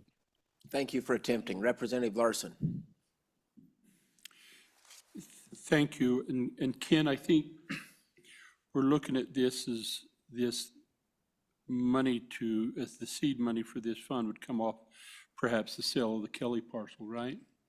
And so the point that you bring up on it being generational is if that's indeed what we do, and we just put that money into the fund, where is it going to be the most generational good? And I think similar to the permanent trust fund, you know, with all of these minerals that go into the PMTF are generational. They belong as much to the future generations as they do to us now, which is, you know, we battle on a regular basis. And so I think that what we're trying to do, and I think what the Treasurer's Office is trying to do, everybody collectively, is to have a think outside the box approach on how we capitalize on these funds that might become available to where they provide the most benefit to schools and to our children, which we understand fully that that's the intent on for now and in the future. And so does this, my question then, with that background, does this not seem like it would be more beneficial to the generational point that you made than just taking it now and expending it? Mr. Chairman, Representative Larson, I guess I was misinterpreted. I mean, what I said originally was that I think this is a good idea, and you need to look at how you can generate more money for K-12 education. And I think this intergenerational fund is a good idea. All I had is in the discussion is when you start looking at large timeframes before you're going to take revenue off of that, you know, it's what's the purpose of the fund? I mean, is it for somebody well down the road, or is it for students in the current system? I just think that those things have to be balanced, and that was my only caution. I signed up to testify on this piece of legislation thinking it was a good idea, and it was a positive thing to generate more revenue for K-12. Thank you for clarifying. We were a little confused before. We appreciate that.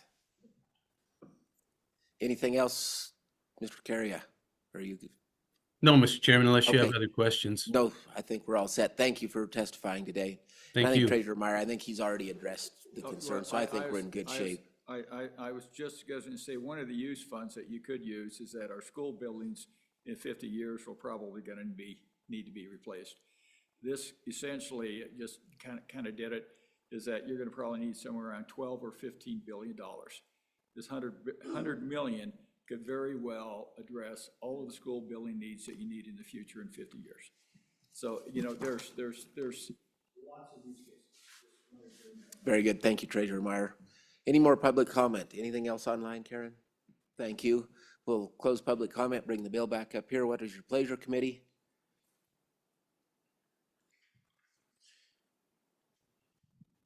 Move the bill. The bill has been moved. Is there a second? Second. Bill's been moved and seconded. With that, any amendments, committee? I have one I'm going to propose on page 2, line 5. I would propose to amend by deleting help replacing decreasing future school, and then delete that and insert the word increase. And so the sentence would read, the account is intended to increase revenues by taking advantage of the compounding effect, et cetera, et cetera. That way, it's been seconded. Question on it? My discussion is, the reason I propose that way it takes out some of the finding, the opinion side of the finding, and just says this is the goal of it. Question's been called. All those in favor signify by saying aye. Aye. All those opposed, no. That passes. Then down on lines 17, 18, that range. 21 years. Not yet. I was still on page 2. I would propose changing the language 8 to where it reads, and this is conceptual rather than precise, 85% private equity, 15% private credit. Second. It's been moved and seconded. All those in favor, any discussion? All those in favor signify by saying aye. Aye. Then, Mr. Chairman, to yourself, I would propose on page 3, line 17, to change the 9 years to 22 years. Insert a period after that. Delete the remainder of that paragraph about all the accounting. And then I would insert a statement or a sentence that says appropriations after this time shall be based on the most prudent way, most prudent exit strategy as determined by the treasurer. And so, and that might need a little finessing, but the goal of that is so that the legislature doesn't say we need $50 million out of this and expect the treasurer's office to go sell it and have it available by the next day, so that they can say, okay, we recognize there's an amount that has been appropriated, and now we need to figure out how to most effectively achieve that goal. So it's a conceptual amendment. Hopefully that makes sense of what I'm trying to do there, so that it's not an absolute hard and fast, because as we've heard today, if you sell out of some of these right away, there are penalties, and so we want to be able to ease out of it. The second component of that, after the 22 years, isn't that taken care of up in C? I'm not convinced of it. That's why I propose it. Maybe a little bit of belt and suspenders, maybe it's a little overkill, but that's why I propose it, just to make sure that there isn't an interpretation many years down the road that this has been requested out, appropriated, and now you must sell prematurely. But it's, and maybe with that, as we refine the language there a little bit, Ian, that we would need to put in best exit strategy within 6 months or something like that, within 90 days. I don't know. What's a good time frame to be able to exit something like that? I think we get it without penalty. Or Not less than without- 22 years. Available earnings without penalty. Probably, something like that. Something to that, yeah. Mr. Chairman, I apologize, I'm not clear on that language. Where does the without penalty fit? Instead of saying exit strategy that's a without penalty exit strategy or something to that effect. Very conceptual in our goal here. Mr. Chairman, the only other thing I would ask you to consider, I think that if you end on page 3, line 17, if you insert 22 years, but then put a period after the word years, I don't think that makes a complete sentence. Well, you might have to make the complete sentence for us. I think you will have to, Undo our less than 9 years Listen, after or before or from the date. I mean, otherwise, I don't think there's sufficient Yeah, context. in correct. 9 So it years. would be when they were credited to the account, and then if we get rid of the rest of the language, then the accounting issue should go away. Okay, then, Mr. Chairman, you're okay leaving the 9 or the 22 years after the money was credited to the account? Yes, So, Mr. Chairman. I think we can make that work. Mr. Chairman. Representative Larson, go for it. What we said, after 22 years from the date first monies were credited to the account. Yeah. Where they didn't have to do an accounting each year. Initial deposit, because you'll be reinvesting, compounding, and that'll be a new Yeah, calculation. initial deposit, something like that. Okay, so you Yes, have Mr. a Chairman, that makes concept? sense. Very good. So I think everyone understands our very murky concept here. The We're exit strategy? moving it to 22 years and then a way to make sure that when they have to sell some of it, they do it in the most prudent manner is my summary, not the language that will be on the paper. Everyone understand that? Not seeing anyone shaking their head too badly. So with that, any other discussion? Seeing none, all those in favor say aye. Those opposed? Okay, and all those opposed? Hearing no opposition, that passes. And then on page 5, I'm going to refer to the LSO just to make sure I had this correct. Line 23, the new language, and then on to top of page 6, was it recommended that be deleted? Did I get all that language correct? Mr. Chairman, that's correct. So you could actually just delete page 5 entirely because that's the only amendment to that section. So we Okay. would just take out that section. I would move to take out that section on page 5. How about we move to adopt all of Mr. Shaw's identified technical errors? Because he knows what they are. Move to remove the technical error or technical corrections as identified by LSO staff. Very good. And Mr. Chairman, just to be very clear, that will then remove that reference, the amendment to 94204, and remove the amendment to 94714, and then any references in this. Correct. Correct. All those everyone understand the amendment? All those in favor, please say aye. aye. All those opposed, please say no. That passes. Are there any other amendments? Seeing none. Page 8? Page 8. I think we're in good shape. Did you have one? I think that remedied it. Yeah, I think we solved it. I'd like to invite the treasurer's office forward to help discuss maybe another amendment. Mr. Chairman. Yes, we want to get this corrected.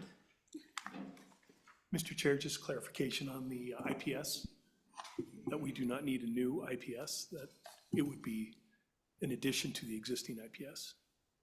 Okay, is On that, page 10, lines 2, really.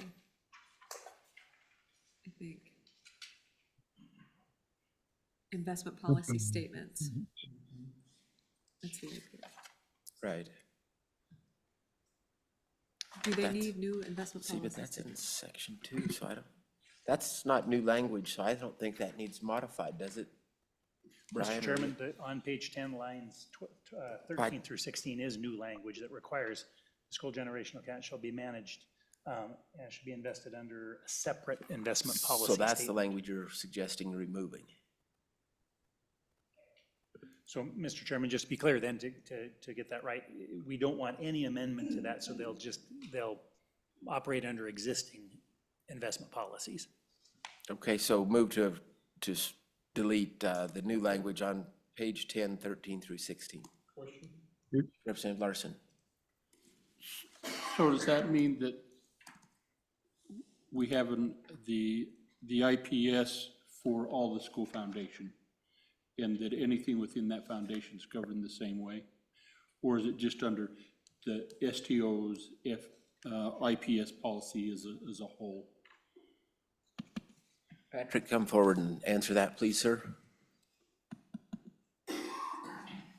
Mr. Chairman, Representative Larson, so the SLIB dictates the IPS, so if the law was passed, we would therefore insert into the IPS the language, the 8515, all of the different things that we're talking about to make sure that that is set. But we don't need a new IPS. It would just be, any new fund has just an addition to the existing IPS. Thank you, Mr. Chairman. Okay, so the amendment is to remove that language on page 10, lines 13 through, new language on lines 13 through 16. All those in favor say aye. Aye. All those opposed, no. Okay, that passes. Any other amendments on LSO 278? Any other thoughts, suggestions? Mr. Chairman, Yes. Representative Harshman.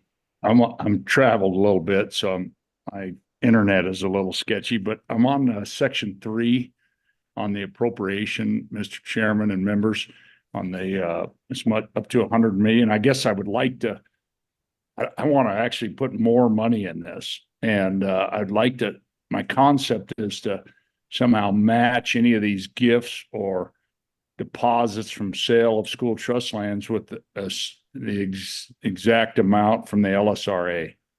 And we have this chance really to do something really powerful. And the LSRA, of course, has a funding source of the Permanent Trust Fund. It's going to keep growing, and we'll keep using it, and it'll keep growing. But I think this would be a really powerful use of this. So that's my amendment, to basically match any of those appropriations with the LSRA dollar for dollar. Is there a second? Okay. I didn't see anybody's mouth move. Second from Driscoll. Okay, that's been seconded. Any further discussion? Representative Harshman, you want to describe that any bit more, or are you happy with your description? Well, I think the important thing is that LSO staff is happy with it, so they understand it. But really, I just think, to take some of these funds that we're going to continue to grow the LSRA, and we've done a great job with that, and we'll continue to use it with the volatility of our revenue. But this would be an incredible use to really leverage any, sale of these incredible precious school trust lands, and to really do some good in the future, long after we're all gone. So really, I think it's a great idea, and I think I want to even amp it up a little more, I think. And this little bit will make a tremendous difference in the compounding down the road with your amendment with the 22 years. So thank you, Mr. Chairman. Okay, any other discussion on the amendment? Seeing none, hearing none, all those in favor signify by saying aye. Aye. All those opposed, no. No. That did not pass. Thank you for your attempt, Representative Harshman. Thank you, Senator Driscoll. Great idea. Any other amendments? Any other amendments to 25 LSO 278? Hearing none and seeing none. Any further discussion? And seeing none, with that, we'll call the question. Have Karen take a roll call vote, please. Thank you. On 25 LSO 0278 as amended, Senator Driscoll. Aye. Senator Furphy. Senator Guru. Aye. Senator Hicks left a no vote. Senator Steinmetz. Aye. Representative Harshman. Aye. Representative Knapp. Aye. Representative Larson.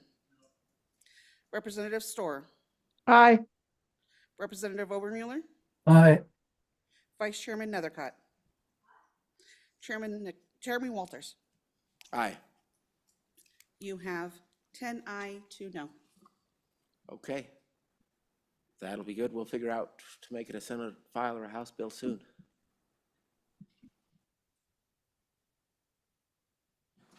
We will make it a House bill. My Senate colleagues just encouraged me, or Senate Vice Chair just encouraged that. House bill. House bill. Okay, with that, we are going to take a 10-minute break, and we'll be back to finish up the day. The next topic after the break will be investment modernization, followed by the spending policy, and then adjourn. So hopefully we can wrap it up quick. But again, we'll take a quick break.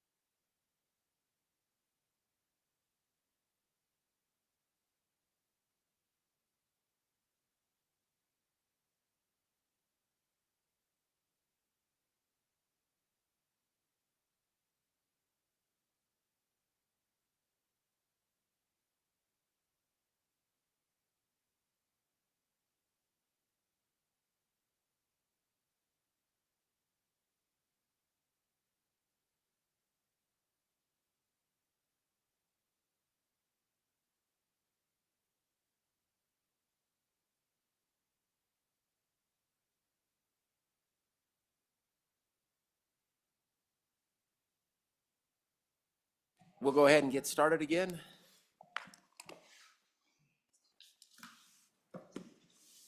And Mr. Fuller, take us away. Yeah, Please. Mr. Chairman, 25 LSO 127, 0.4, amending Wyoming's active admission for leases and earnings. This is 9-01 in the online meeting materials.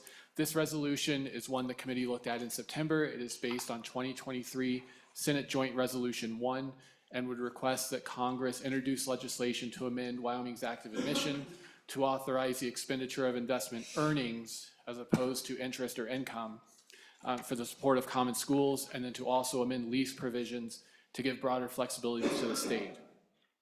Page 1, line 7 begins a list of recitals that just go through the history of the establishment of the common school account, what the active admission says. And then page 4, line 16, the legislature requests that members of Wyoming's congressional delegation introduce and that Congress enact legislation that will amend the active admission to replace references to income and interest with references to earnings, and to amend provisions related to leases of granted school lands to maximize long-term returns from those leases.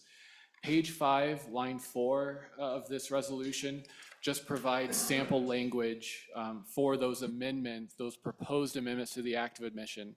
So it's striking a reference to interest, inserting earnings on line 14, striking provisions related to leasing on lines 15 through 20, and then just provides that lands granted under this act for educational purposes may be leased in accordance with state law.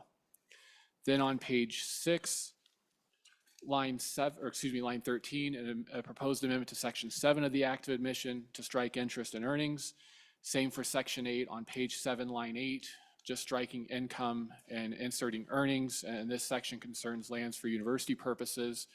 And then page 8, section 3, would just provide the transmittal of this resolution to various folks in Congress and the Wyoming congressional delegation. With that, Mr. Chairman, I'll stand for questions. Thank you, Mr. Fuller. Committee will comments on this bill. Representative Obermuller, I see you have your hand raised. Yeah, thank you, Mr. Chairman. On page 5, the change in the lease language, just curious if there is something contemplated, some new use contemplated that isn't in the existing list of uses. Brian? Yeah, Mr. Chairman, Representative Obermuller, I don't recall the specific purpose for moving this way, other than this is language that other states have had Congress amend in their acts of admission. So other states have gone away from the more specific language to broader language that just specifies that leases can be done in accordance with state law. Follow up, Mr. Chairman. Go ahead.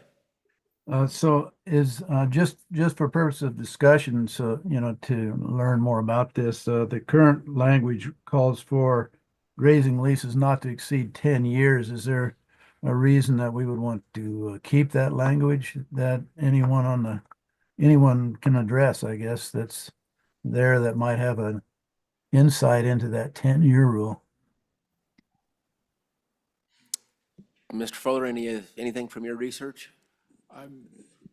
Mr. Chairman, I'm not sure you'd be best suited to answer that question. That seems, the 10 years is, I think, a policy decision that would have to be made, because it's the act of admission, a policy decision by Congress. Your research didn't show anything why states were moving away from that or doing anything in that regards. Mr. Chairman, I don't recall any specific reasons that I discovered for moving away from specific language. Mr. Chairman, what I would note is that each state's language is slightly different. So those states, and I don't have this right in front of me, but those states had slightly different language, have amended their acts of admission. New Mexico, Idaho, Utah come to mind. The language is slightly different from this. Very good. Further questions for Mr. Fuller on 25 LSO 127? Any public comment?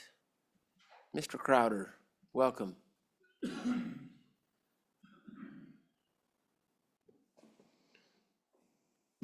Thank Thank you, Mr. Chairman. Jason Crowder, Interim Director for the Office of State Lands and Investments. My comments are relatively brief, and they are around what you were just speaking to, the types of leases that are identified within the Act of Admission. For 134 years, state lands have been managed under the authority granted to the Board of Land Commissioners and under the direction of the Act of Admission and the state's constitution. Guiding state statutes and the board's rules and regulations were created under that existing structure and are currently in use today for daily leasing activity. An amendment to the Act of Admission in this way may open the door to change that existing structure that's been in place for 134 years and may create difficulties should the legislature make changes to leasing activities that would need for us to match historic statutes, rules, and policies to that change, as well as the need to change lease terms and lessee practices and operations. I'm not sure what, as Representative Obermueller was alluding to, what the new uses would be that aren't already couched under the list of provisions.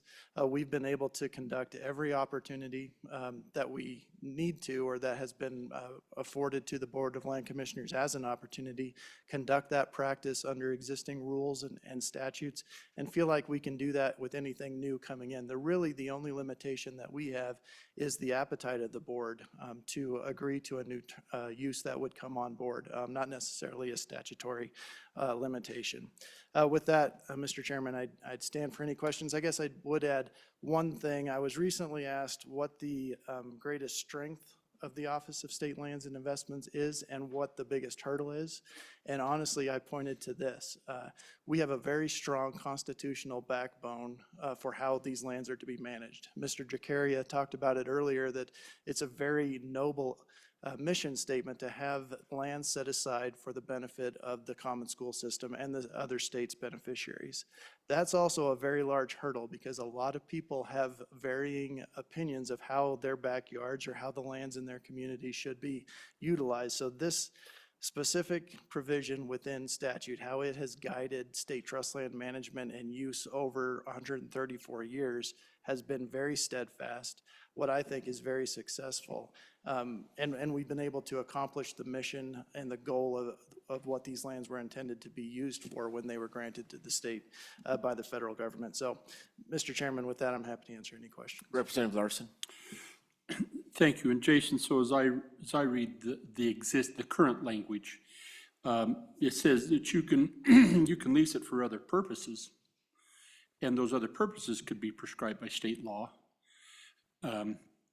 But within that, you can determine what those other purposes are and the length of the leasing. Agriculture and grazing leases will have to stay at 10 years. Am I reading that accurately? Mr. Chairman, Representative Larson, I think you're right, yeah. And so, Mr. Chairman, I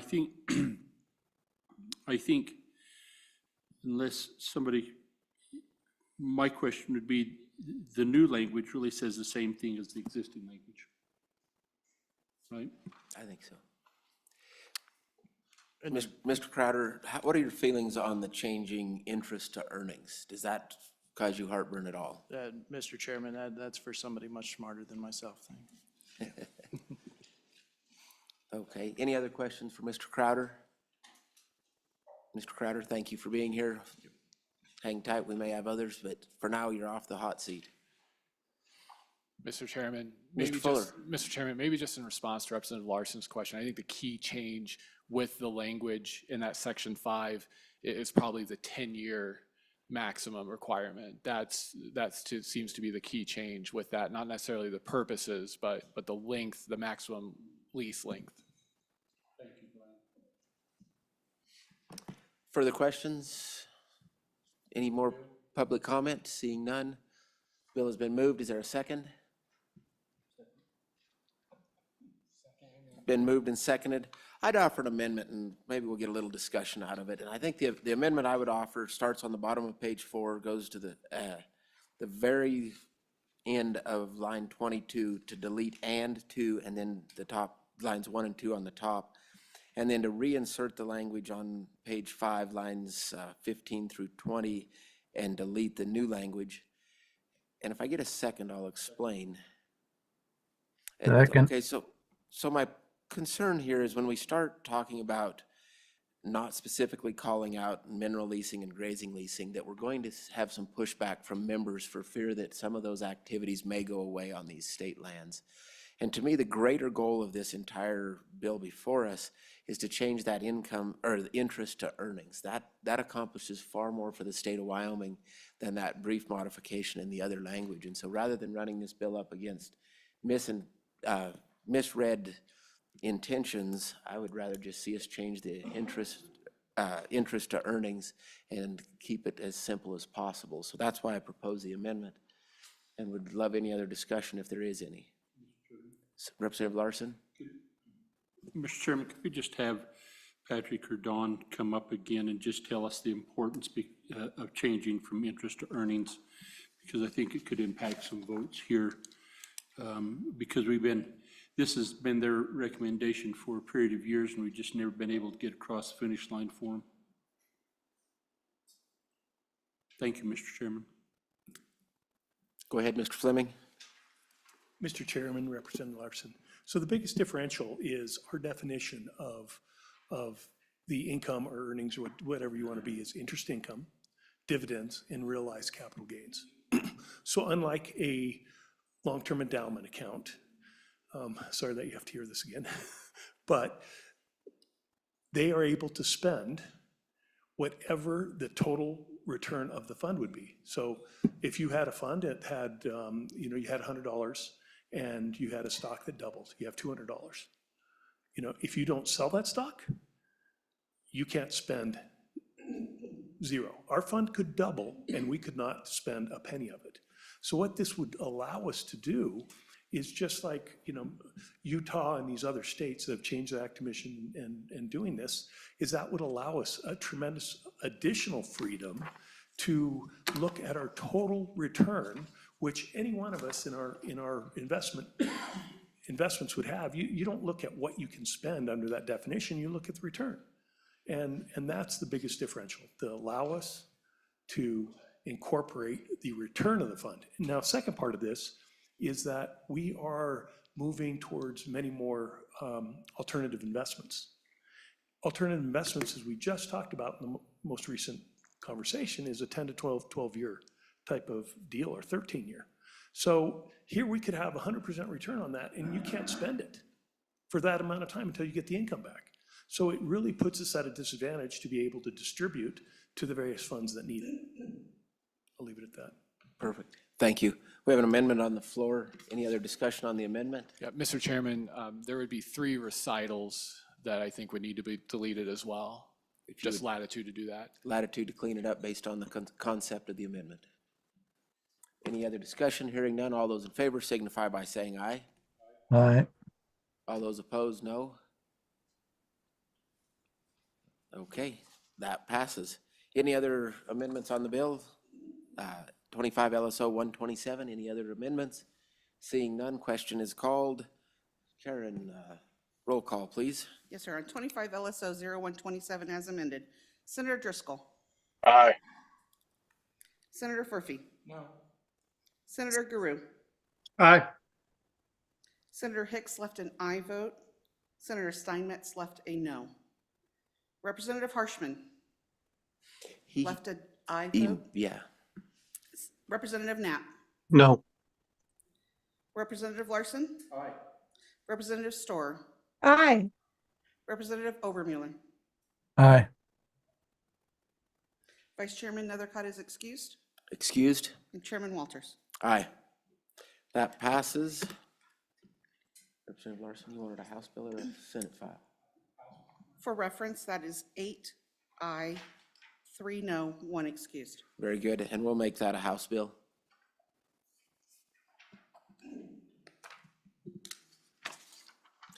Moving on, Mr. Fuller, to 25 LSO 280. Yep, and Mr. Or Chairman. we can do 279. With your indulgence, I'll just do both. That'd be They great. both cover the same. Thanks, Mr. Crowder, for being here today. Both cover the same concept. Yep. So 25 LSO 279 0.4 Common School Account Investments and Earnings. This is 9-02. This resolution would propose to amend several sections of the Wyoming Constitution to change references concerning the common school account from income to earnings. A previous version of this bill did 2022 House Joint Resolution 6 did much more than that. This has been streamlined to where all this does is any place in the Constitution concerning the common school account where it says income or interest, we strike that and insert earnings. So that happens in Article 7, Section 2, that's page 2, line 12. Page 3, line 14 is the same for Article 7, Section 6. Page 3, line 22 is Article 7, Section 7, just striking income, inserting earnings. Page 4, line 8, the same for Article 7, Section 8. Page 4, line 21 is the same for Article 7, Section 9. Page 5, line 12 is the same for Article 18, Section 6, and then the ballot statement follows. Then, Mr. Chairman, moving on to 25 LSO 280.4, this is the same concept for the Permanent Wyoming Mineral Trust Fund. This is 9-03 in the online meeting materials. One change in this proposed constitutional amendment in Article 15, Section 19, page 2, line 20, income is replaced with earnings, and then the ballot statement follows. With that, Mr. Chairman, happy to answer questions on either resolution. Any questions, committee? We've seen these before. Representative Obermuller. Thank you, Mr. Chairman. Yeah, we have, just to help us out in a practical environment.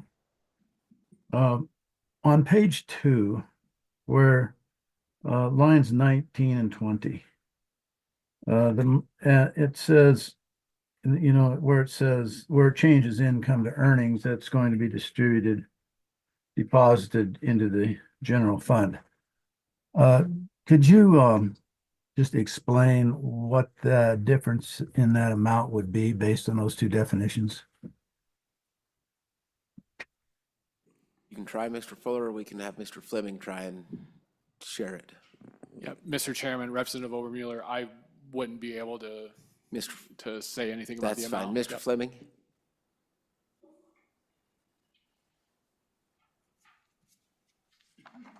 And I don't think the question is necessarily related to a specific dollar amount, but I think the question is if you have the existing language where it says prescribed by the legislature and all income from investments, would that be a higher or lower dollar amount than if it says all earnings from fund investments?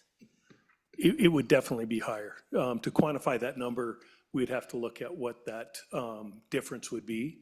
But, we have, over $2 billion in unrealized capital gains right now. So, those type of numbers are significant when you look at in a big picture of our returns versus the definition of income.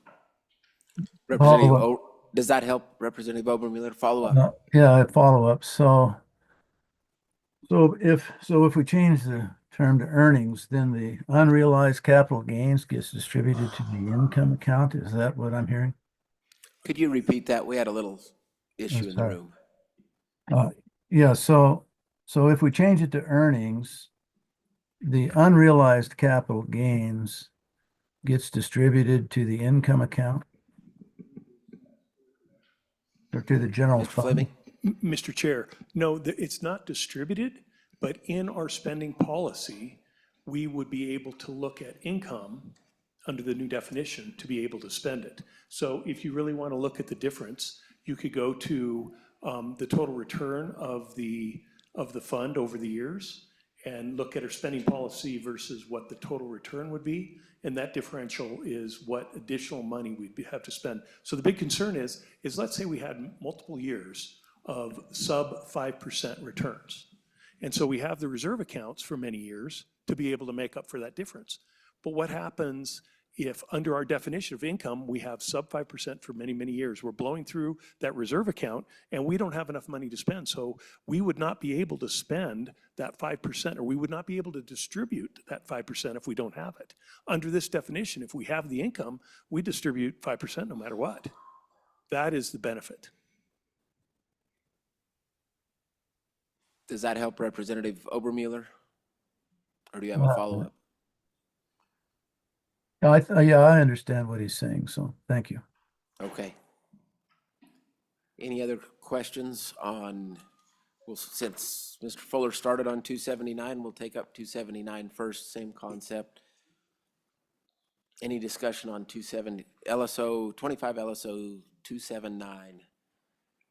Any comments? Go ahead, Ms. Williams, Deputy Williams. Thank you, Mr. Chairman. As we were reviewing both of these bills, 279 and 280, in the sections where we're explaining to our constituents, what the meaning behind the bill is, we thought it might be, there is, as you know, there's such a nuance between income and earnings.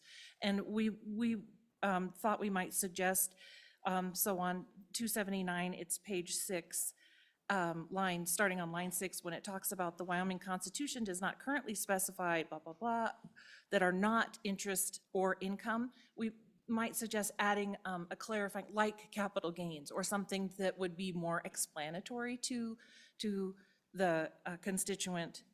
And that's just a thought that we had because of that nuanced difference. And I would suggest it for both versions.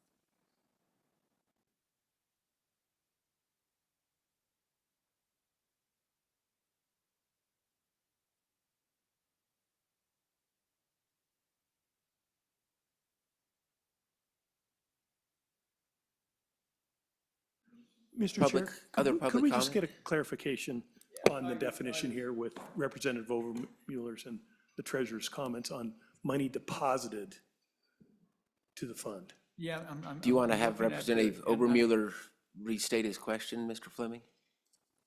Yes, Yeah, please. Yeah, that's fine. Representative Obermuller, would you restate your question from a moment ago? And then we'll get to your next question, as I see you have your hand raised.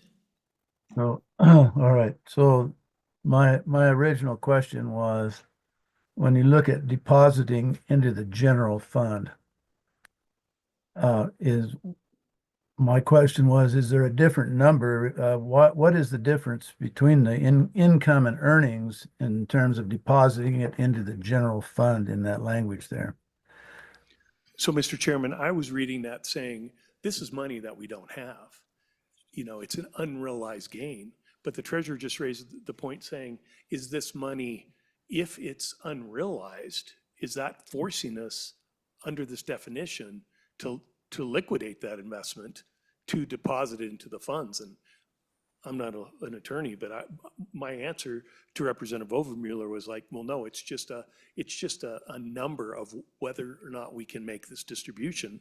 But if you haven't sold that equity, as I mentioned, that went from 100 to 200, you don't have it to deposit it.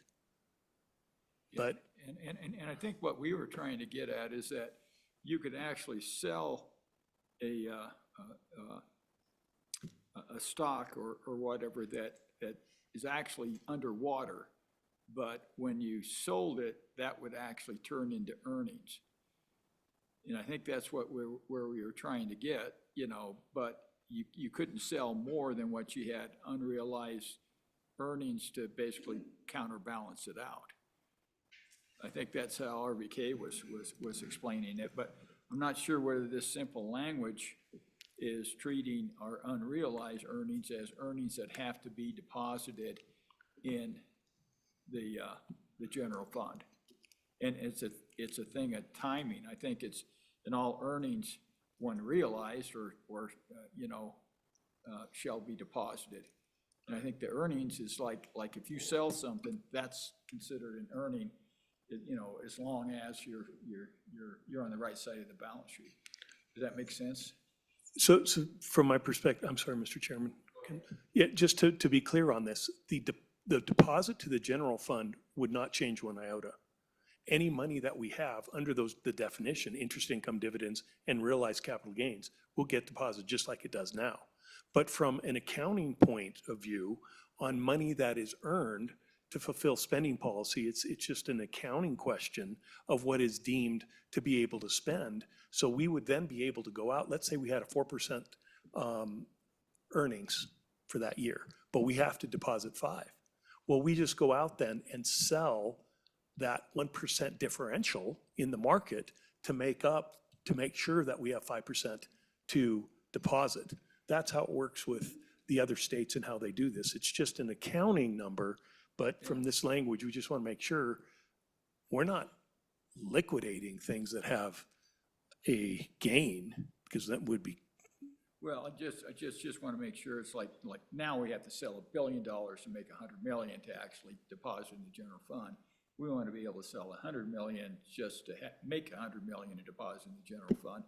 We're thinking the change in income to earnings does this, but I just want to make sure you guys look at it, get an opinion from LSO whether or not just when it says that all earnings from fund investments shall be deposited, we want to make sure that earnings, you're still going to have a sale, but you don't have to sell $1 billion to make 100 million.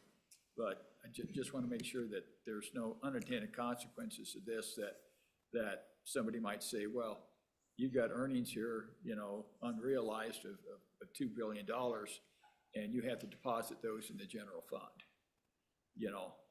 And so if there's like a legislative demand for the $2 billion, that's then we're going to have to sell our privates and take a haircut, and that $2 billion will turn into 1.6.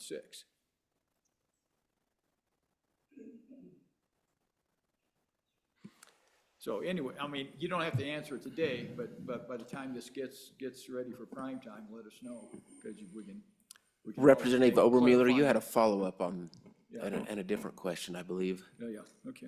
Mr. Chairman, at this point, I'm sufficiently confused enough to realize that this one, the bill has, the language that we're trying to pass is really going to be a hard sell on the floor of the House if nobody understands exactly what's actually going on. So I don't know what to do with this bill at the moment, honestly. Thank you, Mr. Chairman.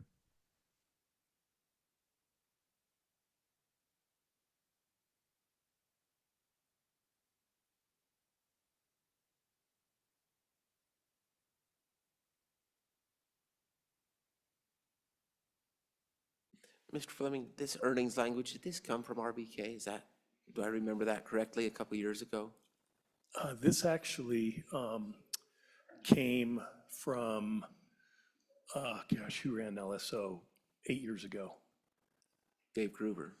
Dave Gruber. That's where the first time that this was brought up, because he was the one with then Treasurer Gordon. We looked at this and said, you know, we want to be able to do this. And at that time, Dave said, this definition is under the Constitution. We can't do it under this wording. We have to change that. So then we went out over the last years and looked at the various other states, how they went about doing this to be able to make their distributions. And so then we interviewed all the different states, and I know LSO was part of that too, and looked at it and said, okay, well, first of all, you have to, you know, amend your active emissions, you know, blah, blah, blah, blah, blah. And then you have this ability to make your spending policy on an earnings of all assets. That was, you know, started 8 or 9 years ago. And up to that point, we've debated this many, many times before. And this is where we are after 8 years. Just as confused as we were 8 years ago, but at least we're gaining ground. Okay, further discussion, further comments? Representative Storr. Thank you, Mr. Chairman. I want to make sure I understand this. I think we're making this more complicated than it needs to be. Partly, we're just really changing the definition, so it make sure I get this right, that it reflects what these funds, the investments are actually throwing off, right? It's not just throwing off interest, it's throwing off dividends as well, and then realized capital gains. And then we have a spending policy that sets how much we take out of the fund and put into the general fund or the income fund for schools is how I understand it. And I guess I think of it about similar to the way the Storr Foundation works, which is we have a total return and we get all that, but the IRS actually creates our spending policy for us because we have to spend 5% every year of what you know, our average was for the last few years or so. There's a fancy calculation we do. But so some years we may actually not make as much as we need to spend. And that could happen here as well. But ultimately, the spending policy, this allows us to treat all of the earnings that the funds actually throw off in a way that makes sense. And some of that gets reinvested, but what we then create is a 5% because we have the spending policy. I guess I'm just asking if I understand this correctly. Mr. Fleming? Mr. Chairman, we were in a conversation in between, so Representative Story, let me try and reiterate what we're trying to do on this. And you're absolutely correct in the part of what any endowment or foundation is able to spend the amount of money that they earn, regardless if it's interest income, dividends, realized capital gains. If your fund goes from $100 to $200, you have over 5%, you can spend that 5%. The way we do it now, if it goes from $100 to $200, but all of that is in unrealized capital gains, we will only be able to spend zero. We can't spend any. The only thing we spend is what's in the reserve account. So that's the difference. It allows us to fulfill, as long as we're not going into corpus, like if you had a big sell-off or whatever, then you couldn't distribute that because then you're spending your corpus, which is not allowed under the Constitution. And that was what Brian just asked. So you still couldn't do that if you had a big sell-off. But if you have the money from an accounting perspective, then you could distribute it, whether it is in interest income, dividends, or realized capital gains. You just distribute 5%. Representative Obermuller? Thank you, Mr. Chairman. So the way the language currently reads, the term income, in my understanding of what's been said, and so correct me if I'm not getting this right, but under the current definitions, the word income incorporates everything that Representative Storer said: interest, dividends, realized capital gains. And the term earnings adds unrealized capital gains to that list. Is that an accurate description? Patrick?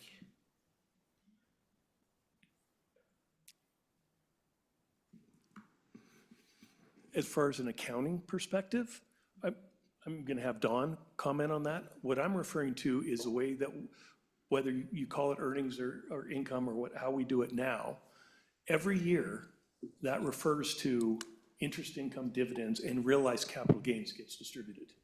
What your definition of it, I'll leave that to Dawn on the accounting side, but that is what is distributed now. And as we move into more illiquid assets, we're going to have less of that income because we're moving away from bonds, et cetera, that spin off the income. We just look for the total return of the fund, just like an endowment or a pension fund or whatever. Harvard has a $500 million spend or whatever. They don't care whether it's a realized gain or whatever. If they earn $1 billion, they spend 500. They don't care. They have the money to distribute it. Under our definition, we cannot. I think the concern the last time this died was that we started at a 5%, I guess, spending policy in the Constitution. I think it was amended in the House by Representative Harshman to go to 8%. And then at some point in time, it was any cap in the Constitution totally went away. And that I think the way that works here is that you can spend down to the corpus, and without any constitutional cap, the statutory cap could go away. And in 1 year's time, if you wanted to spend it on, depending on which fund, the permanent mineral trust fund, you could spend it on anything. And schools, you'd have to spend it on schools, but you could spend the whole thing down to the corpus. And essentially that would take about 20% of the value of the permanent fund out of the picture. And then then once you spend down to the corpus, then you would be down to back to spending just realized capital gains and and interest and income. But you could basically spend that differential, I believe. Mr. Chairman, just to follow up on that, that was the problem when we last looked at that. Senator Hicks was at a 4 bid and Representative Harshman was at an 8. And that was exactly it. We were at 4 at 8 and we're currently at 5. And they wouldn't move off of that. So without having, this is part of also the constitutional amendment, you need to be able to protect this from it being spent, in my opinion. New Mexico, they do this. They don't have a constitutional amendment. Yeah, they do. They can spend down as much as they want. Well, they were at 5, they went up to 8, then they went back down to. They have the Representative same policy Obermueller, did that without help answer constitutional your amendment. question, or are you still as confused as we started? And if so, you can join the club. Well, I'm not sure what the bill does in terms of spending then. I mean, if income contemplates interest, dividends, and realized capital gains, and earnings contemplates only spending income or spending interest, dividends, and realized capital gains, what is happening with the unrealized portion of that that makes this bill so important? Mr. Chairman, Ms. Williams. thank you so much. My CFO's going crazy over there listening to us. And she would be happy for me to explain to you that currently, and this is, I think, going to help Representative Obermueller, income is interest and dividends. The reason we would like to expand this definition of earnings is to include realized capital gains. My suspicion is that Representative Obermueller is confused because you can't spend unrealized capital gains. They're unrealized. There is no money. So this does not allow us to spend unrealized capital gains. They must be realized for us to distribute. So income is interest and dividends. Earnings would include interest, dividends, and realized capital gains. Follow up, Mr. Chairman? Go ahead, Representative Obermueller. Now that was, those were unfortunate comments there about me being all confused about this. Because this is the first time anyone has said that income is only interest and dividends. I've raised this question several times, if income includes, and it has so far, apparently it has so far included realized capital gains. So to say that it only means interest and dividends, this is the first time we've heard that, and that the other piece is designed to pick up only realized capital gains, and there's no discussion. And the whole issue of unrealized capital gains was brought up with the other with the other people in the treasurer's office. That's been part of the discussion so far. So to simplify it and say that income is just interest and dividends, and earnings is income, dividends, and realized capital gains, if that's true, I would like to hear Mr. Fleming say the same thing. Mr. Fleming? Mr. Chairman, Don and I were chatting here. I apologize, Representative, on the definition of the income. I'm sorry, I didn't hear The your question was, and the statement was, this is the first time that income and earnings, income being defined as interest and dividends, and earnings being interest, dividends, and capital gains. Previous to that, the statements had been that income was interest, dividends, and capital gains, and earnings was the same, but then also included unrealized capital gains. And so now it's being brought to light that this is only realized capital gains, and all that's being improved or increased on the earnings definition is the realized capital gains. And Mr. Representative Obermueller wants to make sure that you concur with that. Did I restate that properly, Representative Obermueller? Yes, sir. Thank you. So, Mr. Chairman, our CFO is talking about the definition of what we have. And what I was referring to is the ability to use the number of the total earnings that we have. She is absolutely right. You can't go in and spend money that you don't have. But from an accounting perspective, just like Utah, just like New Mexico, they look at the total amount that you have, and you are able to fulfill the spending policy. So it doesn't have to be through this definition.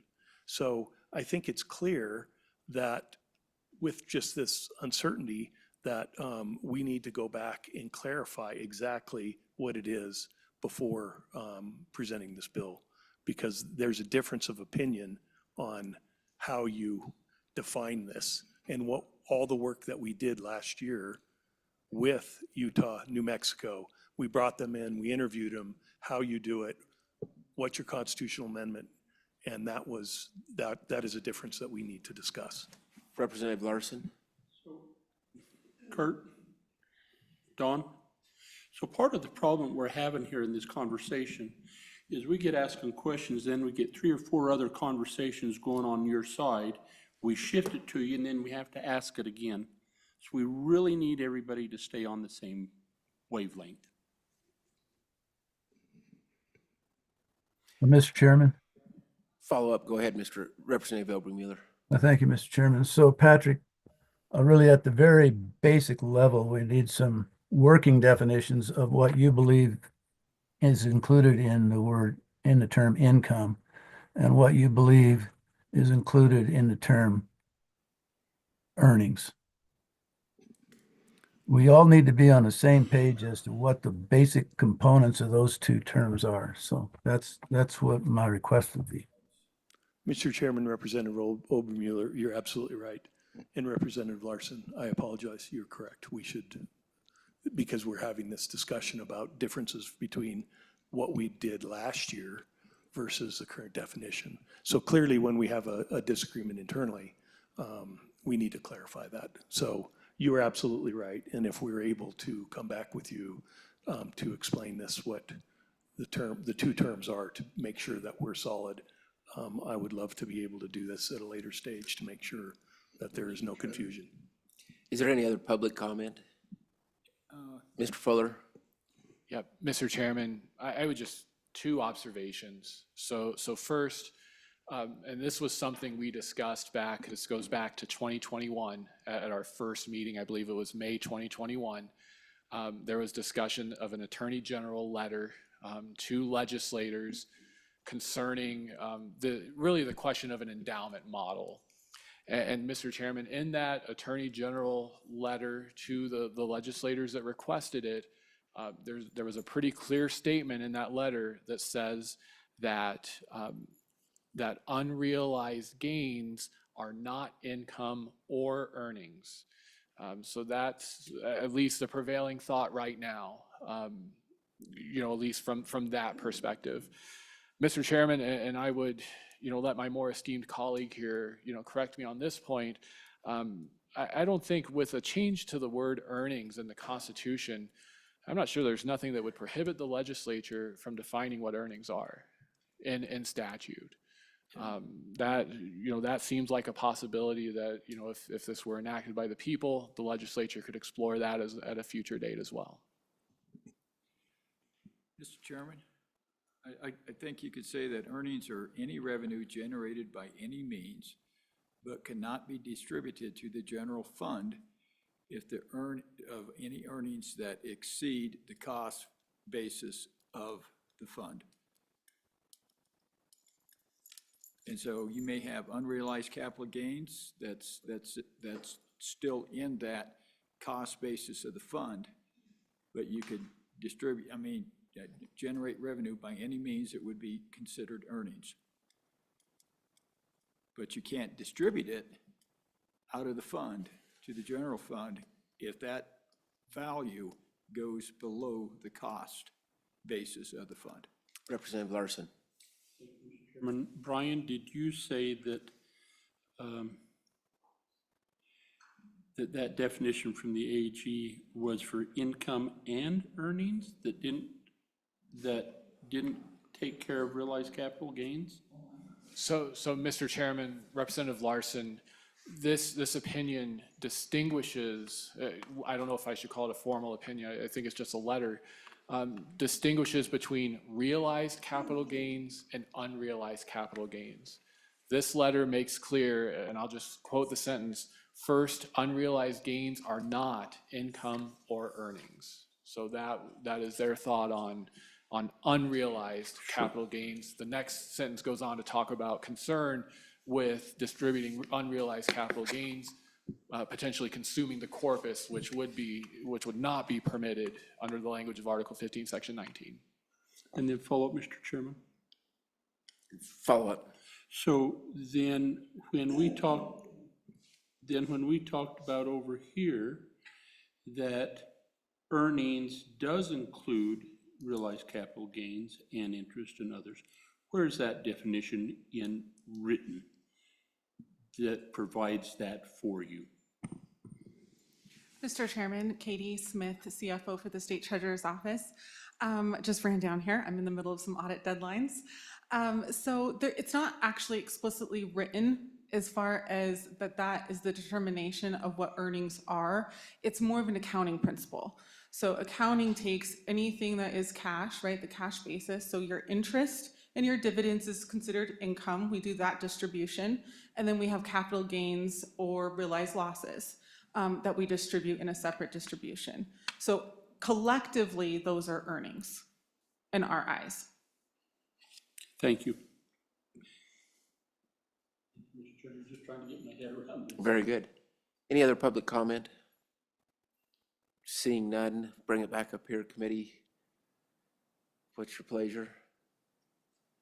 I think at this time it'd be best to table both of these bills, as we have some confusion on what's actually taking place and some confusion on making sure, or some questions rather, making sure that the language we're using is the language effectuates what we're trying to do. So at this time, we'll just table these two bills.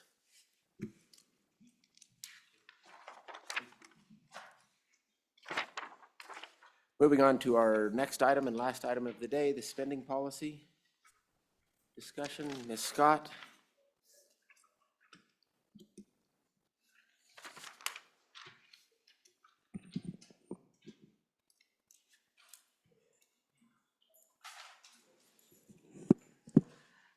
Good afternoon, Mr. Chairman and committee. You have in your materials a draft spending policy report, which is item 10-01 online. And by statute, the select committee is required to provide a spending policy report to the full legislature, giving any recommendations for changes in the spending policies or the spending policy priorities. And so staff has provided you a draft report for your consideration, and of course, the report will be modified at the committee's direction. If you would like, I can walk through this for you pretty briefly. First of all, it's addressed to members of both the 67th legislature and elected members of the 68th legislature. So it's both educational and also provides the results for fiscal year 24. Importantly, down in the middle of the page in highlighted language, there is placeholder wording to state that the committee recommends no changes to the spending policies for this year. And this can be modified at the committee's direction. The next part of the report is an overview of how these spending policies have developed over the last 20 or so years, kind of educational information for those legislators that may be newer to the spending policies. And originally, these amounts were dollar amounts placed in statute, but moving on to page 2, Table 1 gives a summary of how since 2002, the legislature has used primarily percentage spending policy amounts for spending in these 4 permanent funds. It also describes when the different funds were established, and also you can identify from Table 1 how the Hathaway Student Scholarship Endowment Fund doesn't use a percentage spending policy amount, but uses just the amount necessary for scholarships. So that one's a little bit different than the others. At the bottom of page 2, it explains how there's a reserve account structure and that reserves are used when investment earnings do not reach the spending policy amount. And that's the overview of the background. Then on page 3, it goes into the fiscal year 2024 results for and describes in detail the 5-year rolling average market value, the spending policy amount, the investment earnings, and the reserve account transfers out of each of these accounts for fiscal year 24.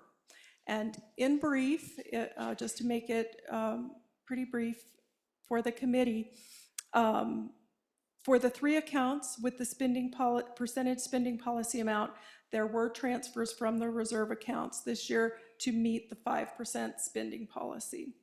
The investment earnings in the Hathaway account was greater than the scholarships and the administrative expenses. The reserve account balances were increased with deposits that were legislated in 2023, and the statutory maximums on those reserve accounts were increased also by legislation that passed in 2023. So those reserve accounts balances all remained under the statutory maximum, so there are no corpus tips. That is really the story for what happened with the spending policies. There's then detail on all 4 of the accounts going on to the next page 4, and I can walk through that in detail if anyone would like, but I am just summarizing at this point. Then at the middle of page 5, we discuss the reserve account duration, and the reserve account duration is estimated to go beyond the 6-year forecast period of the consensus revenue estimating group. And there will be a detailed Appendix B to demonstrate that in the final version of this report. And then importantly, on page 6, there's a conclusion. Again, just placeholder language highlighted for the committee to give direction on.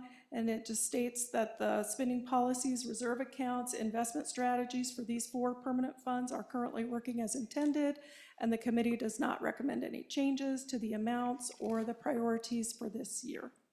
And then it'll be signed by your chairman and your vice chairman on behalf of the committee. And with that, I just ask for any committee direction on finalizing the report. Committee, any thoughts? I think it looks great, Polly. Makes sense. I see we have a letter of support from the Treasurer's Office saying that they too recommend no changes to the spending policy, so. And Mr. Chairman, if you would like, I can reflect that the Treasurer's recommended, it supports the committee's recommendation. I think that as would well. be great. Okay. And Mr. Chairman, if the committee would like to consider a motion permitting staff to finalize the report with the chairman and to submit it in, the next coming months before the legislature convenes, that would be. Any discussion? Good. Representative Obermuller. Thank you, Mr. Chairman. So one little red flag in here, as far as the spending policy goes, is that we had to draw on the Permanent Wyoming Mineral Trust Fund reserve account to backfill the SIPA account. That kind of backfill is not sustainable over time if that's the way these funds are going.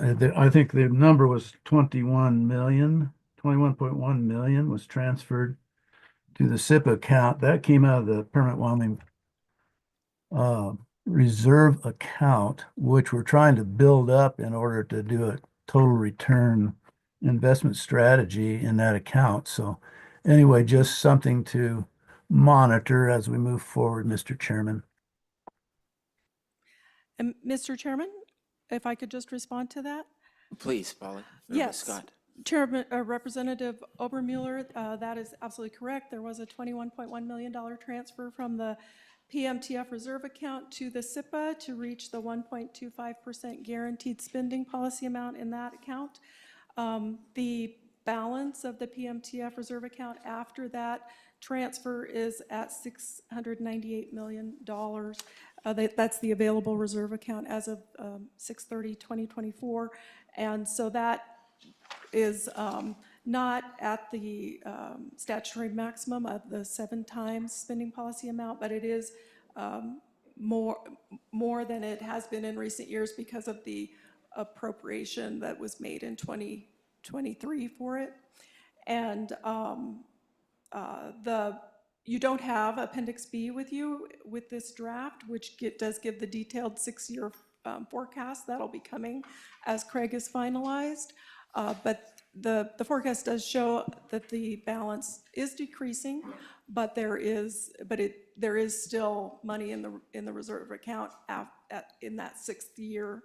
And of course, those forecasts do not include any realized capital gains. They're based entirely on interest and dividends, and they don't forecast anything about the gains. So Representative Obermuller is accurate that those balances do decrease over the 6-year forecast period, but they are not depleted or exhausted at the end of the 6-year period. Mr. Chairman? Follow up, go ahead. Yeah, this isn't for Polly. This is just a comment that I want to make about this. A fix to consider is a limitation on what actually gets that guarantee to SIPA is probably the answer, that you don't guarantee the whole spending amount in the SIPA account when it hasn't been fully funded. But just an alternative approach to that issue. So thank you. Great point, Representative Obermuller. Certainly appreciate that. Any other discussion? Seeing none, I would accept a motion, or I would move to adopt this. Is there a second? Second. Okay, it's been moved and seconded to adopt the language that's before us for the spending policy, with the note that the treasurer's, state treasurer does support the spending policy as well. The spending policy of no change. Thank you. And Mr. Chairman, just to allow staff to finalize that with the chairman. Yes, please. All those in favor signify by saying aye. Aye. All those opposed? Opposed? Okay, hearing no opposition, that passes.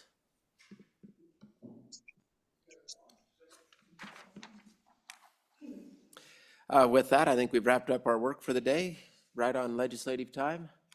Is there anything else from LSO that we need to accomplish today?